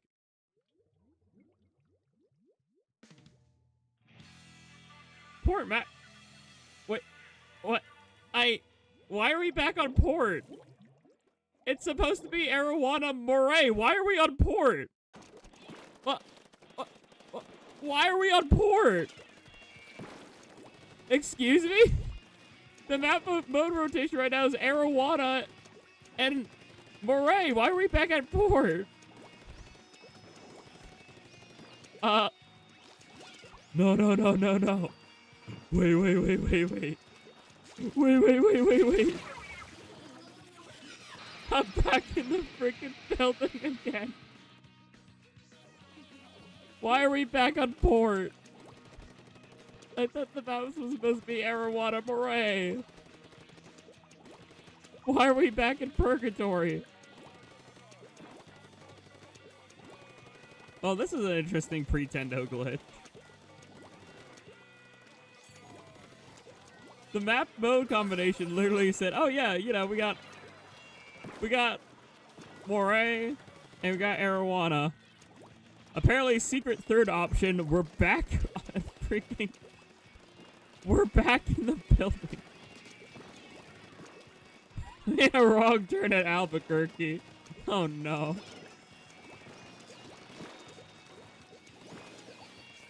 I guess you could say holy mackerel for this one. Okay, who broke Pretendo? Was it me?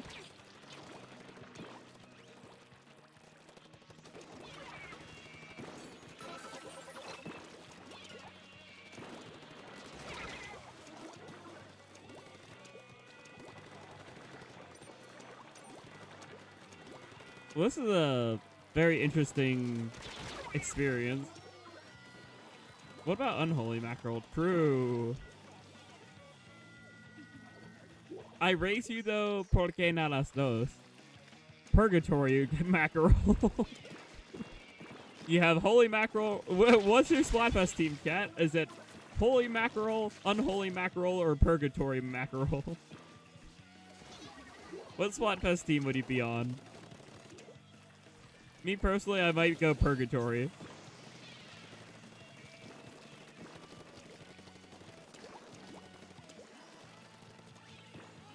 Yeah, beat Batty on Team Purgatory. Let's go.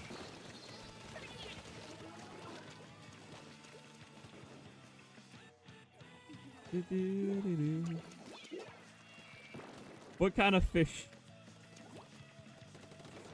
I love hell. Yippee! Team Unholy. See, I see myself as a balance in the middle.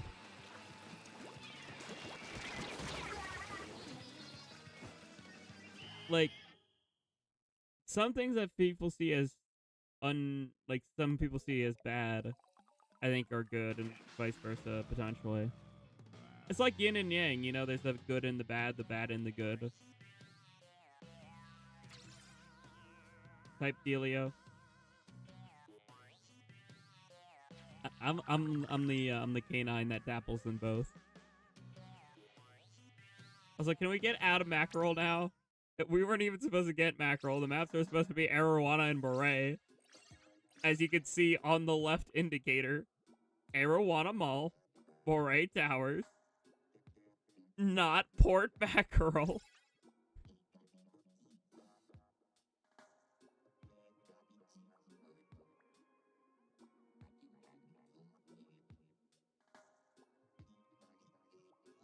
Glorp has successfully been curb stomped. Yippee!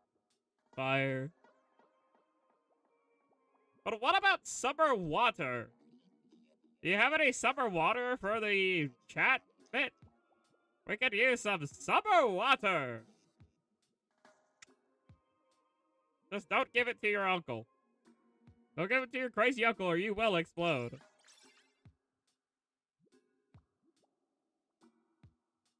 Yeah, summer water!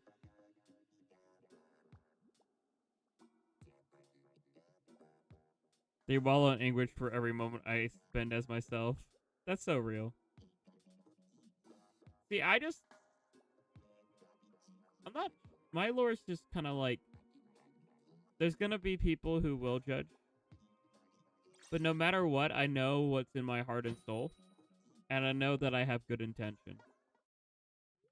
And even though I mess up, even though I have flaw, why are we stuck at Port Mackerel? I was gonna go off on an emotional tangent. Why are we stuck at Port Mackerel?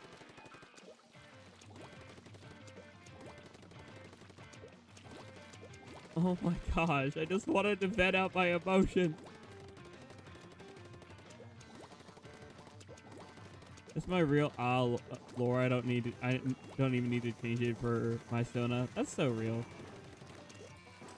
Mine, Ocean lore and Jack lore are somewhat reflective of my IRL circumstances.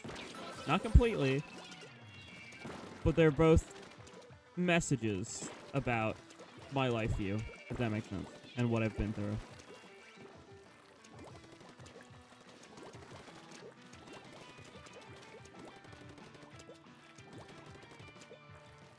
Chris, why are we stuck in Port Mackerel?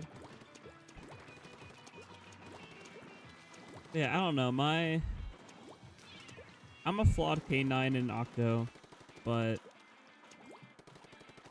I know that what I'm striving for in life, I think, is good intention. My mission, my peace, love, and good vibes mission of trying to make other people's lives better through escapism, through just hanging out. That's all I want. And Jack and Ocean's story relate to that.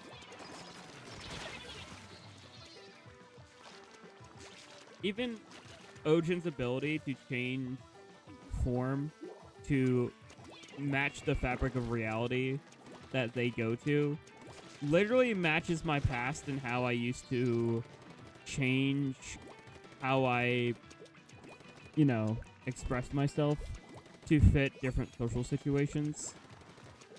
To the point where, sometimes I didn't even feel like myself fully.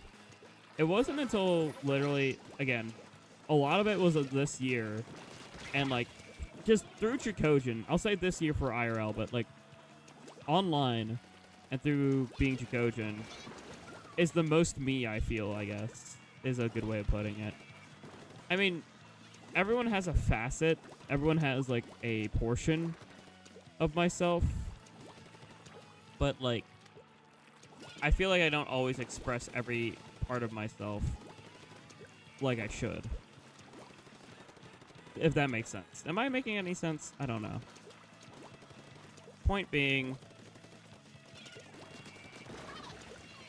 I don't know how I feel about concepts like holy or unholy or religion or any of that stuff. All I know is I exist, and I'm going to try to leave a positive impact, and I don't want to not exist. I don't... this might sound like a very weird line of dialogue, but this is genuinely the best way I can describe my feelings. I don't fear death. I fear non-existence. That's how my emotions are. I don't. It's not the idea of death. It's what might be afterward. Is there actually something afterwards? That's a little deep. I don't want to dive too much into that. But I'm just gonna say that because that's just like, if you want to talk about holy, unholy, whatevs. All I know is that I exist. I want to keep on existing, and I want to try to make folks' lives better by mostly hanging out and playing video games, because this is where a lot of my passion lies, in media, and I know what it's like to have a passion for things like Nintendo games and be an outsider, because there's not a lot of people who like Nintendo games, at least in my area. And so I grew up with a lot of folks who just didn't, you know, didn't really understand my like and passion for game. Black Belly? Hello? Wife? What? At least it's not port. I mean, I like you better in Splatoon 2, but I'm not going to complain about it. Black Belly. Black Belly jump scare. I think the map rotation's just kind of cooked right now, chat. Even the map rotation just doesn't know what it's supposed to be. We got port, and then we got Black Belly.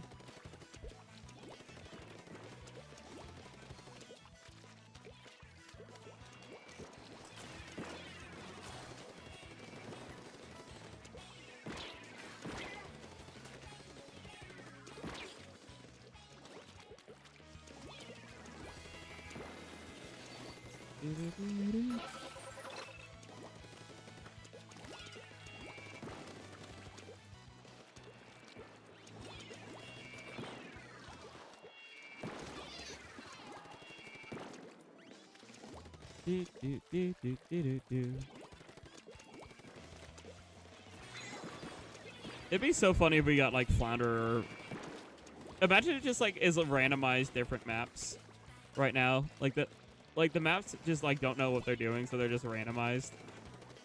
That'd be kind of funny.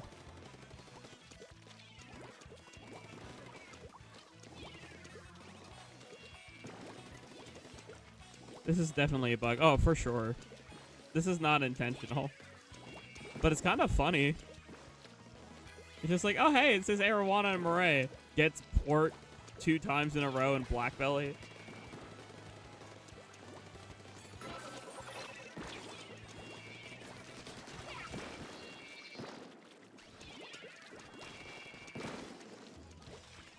So it's so weird not having assists in this game.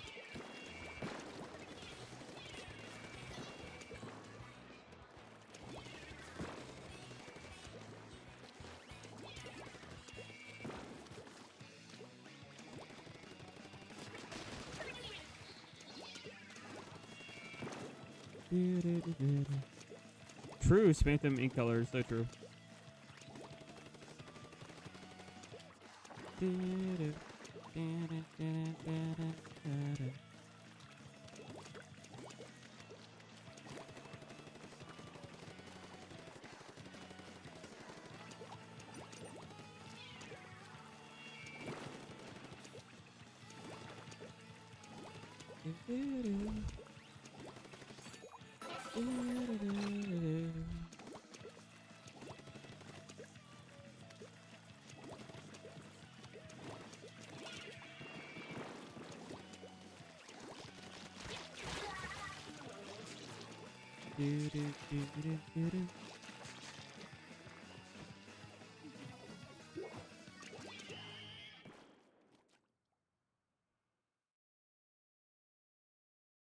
Okay, I really want to yap about something, but chat, I don't know what to do. I'm struggling with something at the moment because, like, I want to talk about something, but one of the things I try to do is, like, I try to avoid anything that's super sensitive in topic, which is why I try my best to avoid anything current events, anything political, anything religious. But this is something that's been in my mind for a bit. And I think I need to verbalize something because, like, I heard, I'm not gonna, protect the innocent type thing. I'm not gonna say who said this, but I heard the other day from an individual that they're like, yeah, I was like sharing a song with them, and they interpreted it as something more spiritual of like, oh yeah, I think the song should represent like, something more spiritual of like, putting your soul in another higher being. And I'm been very on the fence about that for a while because I was raised a certain way in a certain, oh, I should believe in this.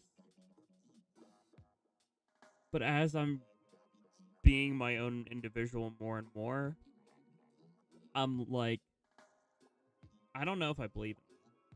Because, like, I think that undermines potentially the thought process of individuality. And that's implying that an individual soul, by default, is worth less than some other entity out there. And I don't want to believe that because I think that the baseline for souls and people existing, oh wow, arowana. I think the baseline for people's souls and for people existing should be even playing field. Like, I truly believe that everyone should, just like for the most part, as a baseline, should be equal. Obviously, there are like terrible people out there who do terrible things, but those are based off of like an individual's actions. And if people do horrible things, then there should be repercussions for people's actions if people do terrible things and whatnot. But that's like a whole other thing, I guess. For me, it's just like folks should just be able to be individuals. Folks should just be able to be who they want to be. And I don't think there should be some kind of judgment for people just being themselves as long as they're not committing harm to another individual. You know what I mean? If you're just living your life, if you're just being yourself, and you're not actively hurting people or doing anything that harms another one or infringes on anyone else, be yourself. There's nothing, like, I try to, like, spread that message with my whole motto of peace, love, and good vibes. For me, peace, love, and good vibes mean being very inclusive. It means being open-minded. It means being respectful. Yet, for some reason, folks who claim to also have that philosophy don't seem to portray that. And it's like, that's, we as individuals and as, folks who want to just exist should try to be open-minded, should try to be inclusive. But some people are just very stubbornly distasteful, I'll say.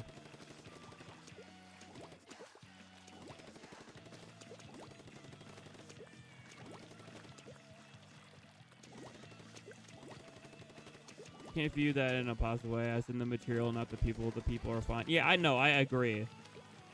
My biggest thing when it comes to the material is that if you're believing in something that's existed for a long period of time and has been like translated over and over and over and over and over again, mistranslations are gonna happen. There's gonna be bias that's gonna be put on there that shouldn't be. That's just human nature. That if you have something that's like, oh, this is something that's super incredibly important, that's existed for such a long period of time, there's going to be people who are going to tamper with it and put their own prejudice and put their own biases on it. Because there could be translators that misinterpret, there could be translators that put their own biases into that piece of text. That can be with any old document or any historical thing where there's a classic saying about, oh, history is written by the winner. You're not getting the whole perspective then. Like, there's always multiple sides to stories. I remember a relative of mine actually had a really good saying. There's their story, there's your story, and then there's the whole truth. A lot of times we don't get the whole truth because of biases and people potentially covering things up or people potentially not getting the whole fact of the matter down. That's just something that has occurred throughout history in general. So it's like, you know.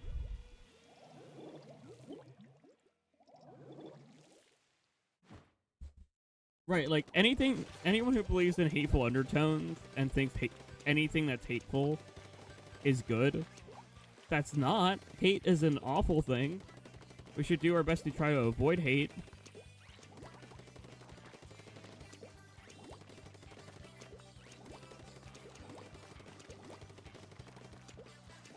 Oh yeah, no, like I agree with your other statement as well, Pro, where like some people reading text or reading things in a different light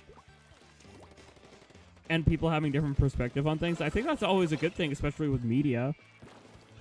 But like when it comes to like, I don't know, there's always biasy, and I'd much rather there be positive biasy than negative biasy.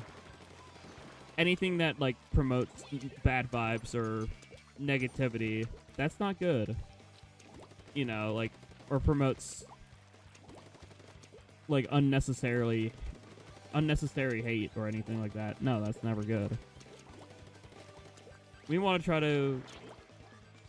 for the good stuff. Try for good. The differences in the ring. That's silly. I don't know. It's not the weird thing to me. I've never really, this never really clicked with me, like, ever. It's really not difficult to be respectful and to, like, try to, like, understand others. It really isn't. In my opinion, I don't think it's that hard to be open-minded.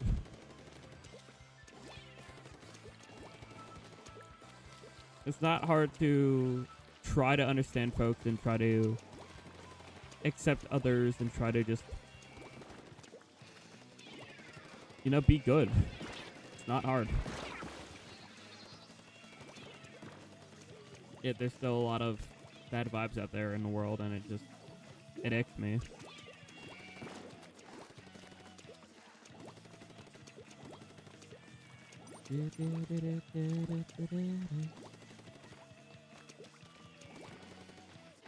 I don't know, this conversation got a little deep, but I kind of want to get it out there because that's like just, again, one of my core beliefs is just, I don't want to,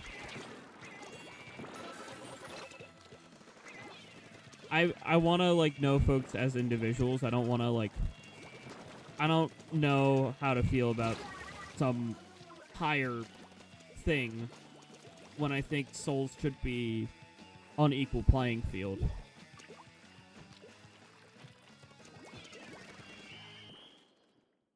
And if you're going to be judgmental, it shouldn't be based off of some bias. I think folks should only be judged based off character. You know what I mean? And like the nature, like, of how they treat other individuals and whatnot. If you're going to be a judgmental individual, you should do so in the basis of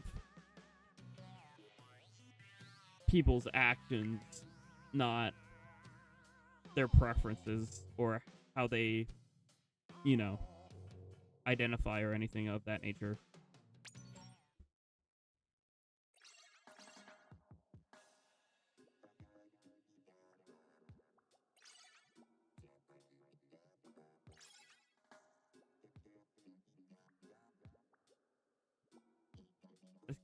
see entities like that as simultaneously all-powerful and all-loving. I can't see entities like demons and angels being inherently evil or good. No, I agree.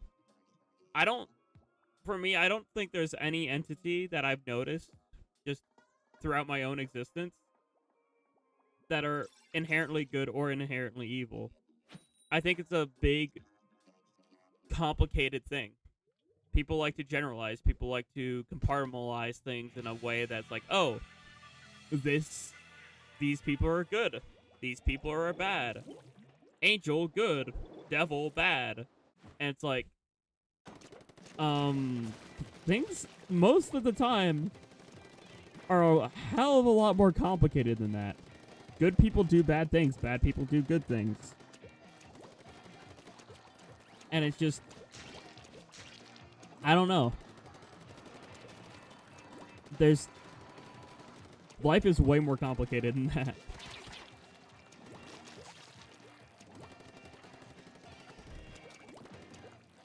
But people make it look like it is. SMH have plenty of stories where people lack respect, especially over religion, but I'm not getting into that right now. But yeah, in general respect. Like, I don't like just blatant judgment for just having a different perspective or living your life your own way. I don't know. Again, if you're not if you're not harming anyone else and if you're just living your life, live your life. I don't get why there's so many judgment and stuff like that. Because I reject the possibility of a deity who loves me and also predestined my life because I reject the fate set up for me for creation and forge my own self. Yeah, no, I don't believe in that either. That's another thing where that's rubbed me the wrong way about how I was raised of, oh, there's some other thing out there that laid out your life for you. This is all part of some other plan or something. That completely undermines the entire existence of free will. Free will means that, no, there is no script. There is no plan. I'm the one who makes my own decisions in my life. If I wanted to, I could just do this. Whee! Why? Free will. I just decided to do that. No one else told me to do that. No voice in my head, no script. I'm living my life based off my own soul, my own individualism. I decided to be Jackogień because of my own choices and because of my own experiences, not because it was predestined or anything like that. I am who I am because of what I've personally experienced, not because it was written, but this is who I want to be, and this is my own actions led me to where I am.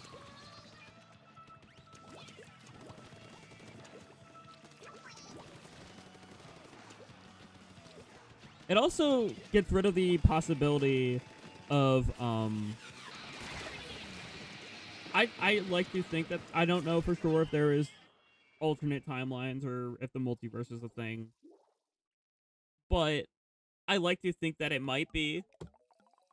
And again, the whole concept of free will would mean that different timelines would exist based off what different versions of myself would decide at certain parts of my life.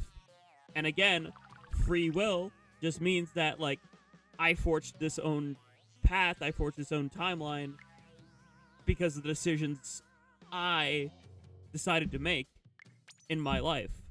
My own soul. No one else planning for this, no one else dictating it. This is just the culmination of all my decisions and everyone else's decisions in the world. Forms where life goes.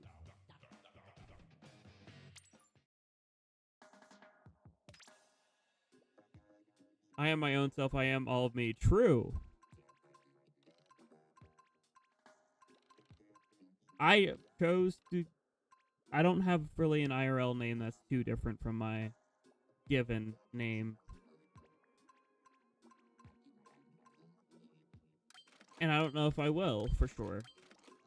because I will be honest, I do kind of like... I kind of just like being called Jack. Genuinely, I like being called Jack. I like being called Ojin. I like being called OG. When I voice act, I like to be called by the characters I voice. They're still all reflections of myself. They're still all of me.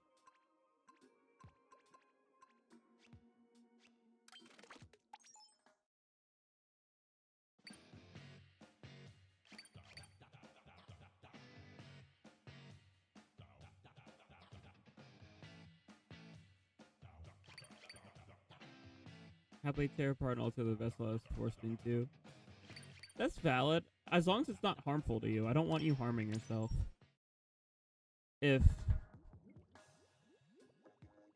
I don't know, I misinterpreted that a little bit, I think. But, like, being able to modify your appearance as you choose to reflect who you want to be is based and real. Oh, you're just describing your... Well, no, then that's 100% based and real. You go. Like, force you to do what they want you to do. Forget free will existing. Exactly. Like, okay, I understand. Oh, well, that person just got nuked. I understand from a perspective of potentially a guardian wanting what's best for you, but there's a fine line between wanting what's best for you and trying to force an individual down a certain path. There's a big difference in that, and I firmly believe that.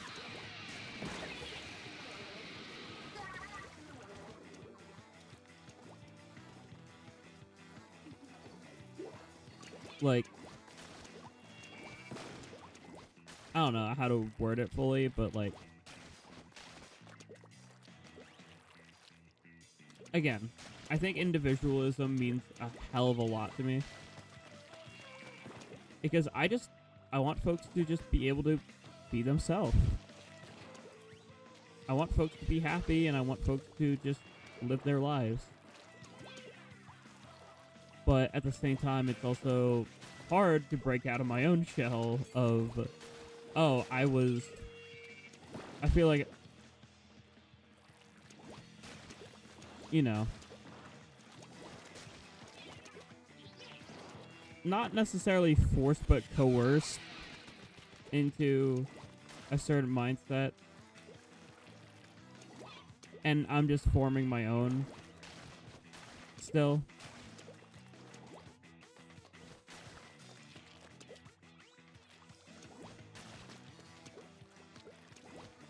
Individualism is demonhood for you. That's... I can see that. For me, it's just... It's my soul wanting to break free, and my soul wanting to burn proudly and be able to just exist without the pressures, without outside pressure. That's the way I see individualism. It's just your soul trying to manifest itself to be, you know, itself without that, without the outside pressure or outside expectations from others.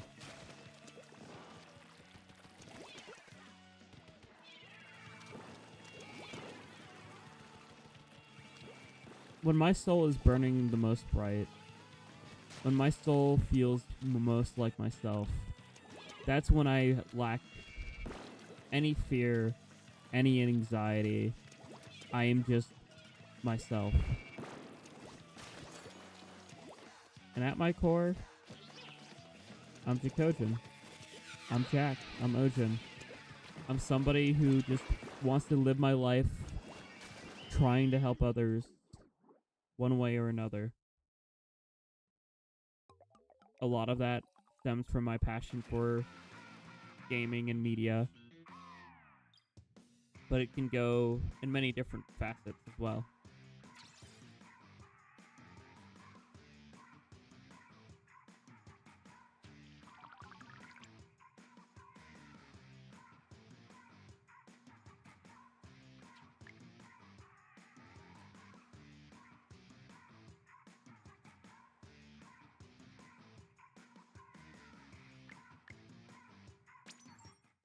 or with friends who force you to play the games they like.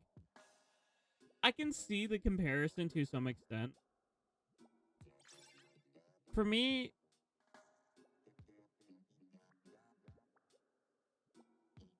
like, okay, I am personally, on a personal level, I'm okay with playing games I'm not fully a fan of. If it means, like, the time I'm spending with an individual is quality time. But if it's not genuine, if it's, like, forced, then no, I don't like that. This whole portrayal of them being inherently evil, queer people were portrayed like inherently evil and demonic a lot. Which makes no sense to me. Because, like, for me, in my perspective, is just, I think love is a beautiful thing. And love comes in many shapes and sizes and forms. And I don't think it should ever be viewed as a negative thing.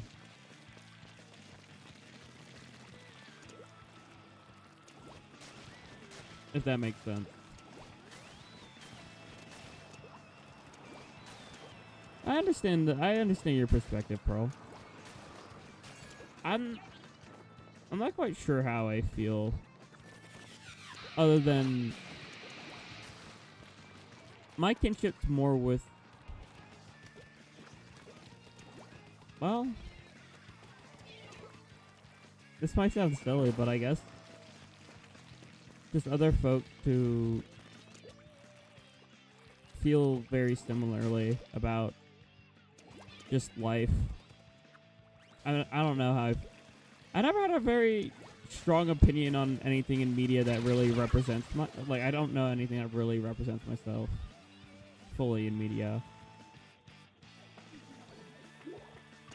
If that makes sense. Like, you relate to Demon, but I don't know if I have anything like that.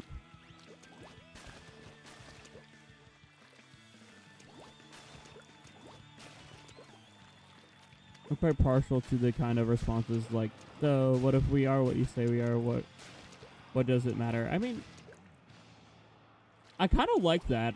I kind of like that thought process, though. That's just like, you know, stick it to them. Just like, yeah, so what? We're just existing. You know? I like that.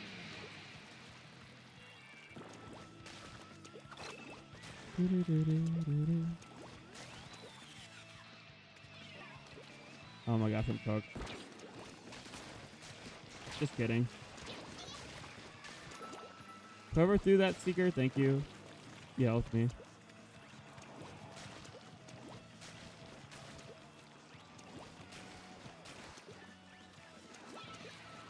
I don't know, I just like the vibe. I guess the number one takeaway from my perspective is just I just want to vibe with folks. I just want to live life. I love to live when we're in this, like, I have the feeling of we're not in this alone. Which is a whole major reason why I became a streamer. One of the major motivations for becoming a streamer is to let folks know that they're not alone out there. Wow, I couldn't even rickroll, okay.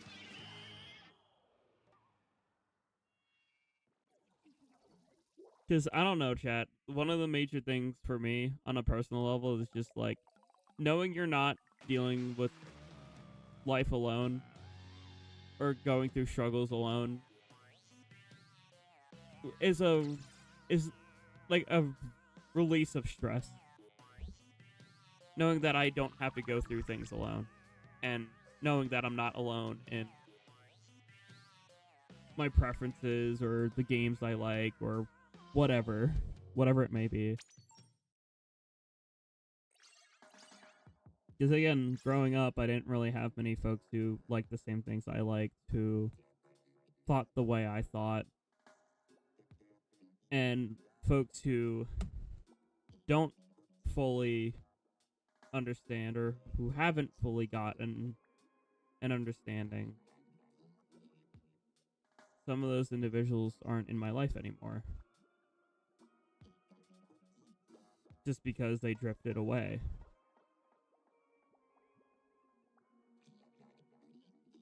And that's okay, as long as I know that there's still folks out there who try to their best to just exist and have some positivity.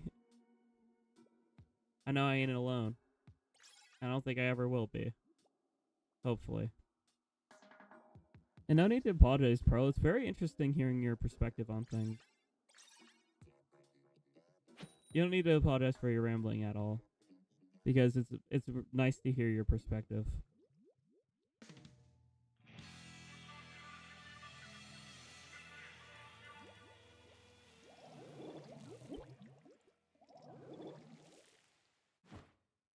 Alright.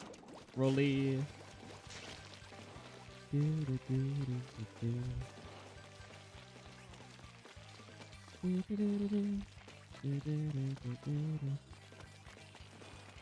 Now hands hurt a little from holding a brick of a controller. True.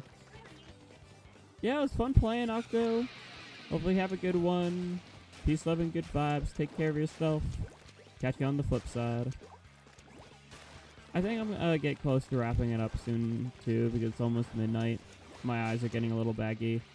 And I work tomorrow. Not a good combination. But again, I hope folks didn't mind the conversations and enjoyed and had fun.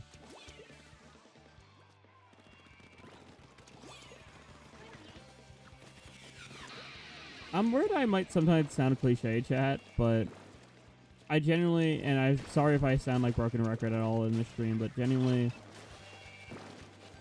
that's just kind of a lot of my soul just resides in that thought process of individualism and folks just wanting folks to just exist and having an area that is inclusive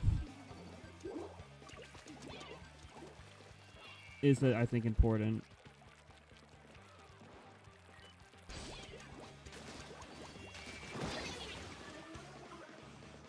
Owie. Speaker.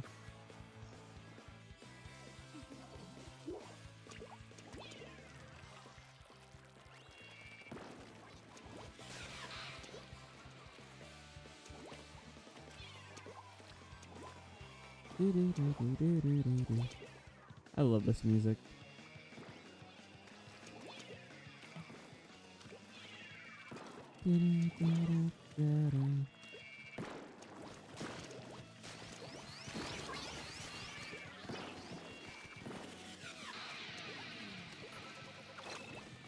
Oh, you're over there.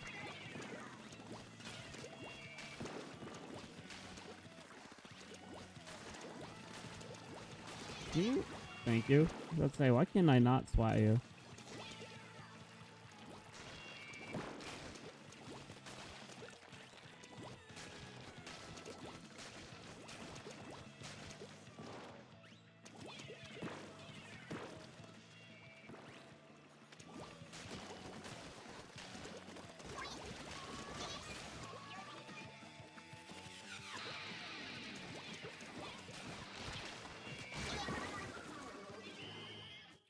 Whoopee! Okay. Let's see here.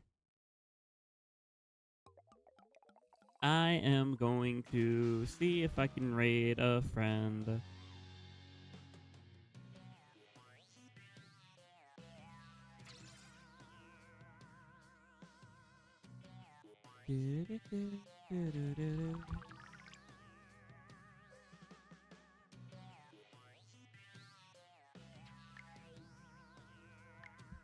Oop. Oh, well, some folks didn't like tonight. Whoopsie. Oh well. I appreciate the real ones out there who, you know, like the stream and still respect, you know. I shouldn't look at numbers, chat. I'm sorry. That's the number one rule of a content creator. Don't let the numbers push you down. But my dumb looked at the numbers and I was like, okay, oopsie. Nobody, could you Satan grab me? Okay, well, I was just gonna ask you to Satan grab me. Thanks for Satan grabbing me. My dumb looked at numbers and I shouldn't have. We are gonna go. Let's see, who can I raid? Flota's still alive with the Nuzlocke. We're gonna raid Flo. Properly save the live redirect. And we're gonna go to Flo. We're just gonna do Jack raid. Thank you everyone for the surprise Saturday as we revisited Splatoon 1. Hopefully y'all enjoyed. I know we had a lot more deeper talks than we normally do. But genuinely I needed to get that off my chest because that was something that like happened recently and I just kind of wanted to vent it out. I'm somebody who likes to talk about life, and I like to be open on stream. So yeah, Stargate, if it wasn't everyone's cup of tea, but I think I needed a yap, and I'm happy that Pearl also yapped.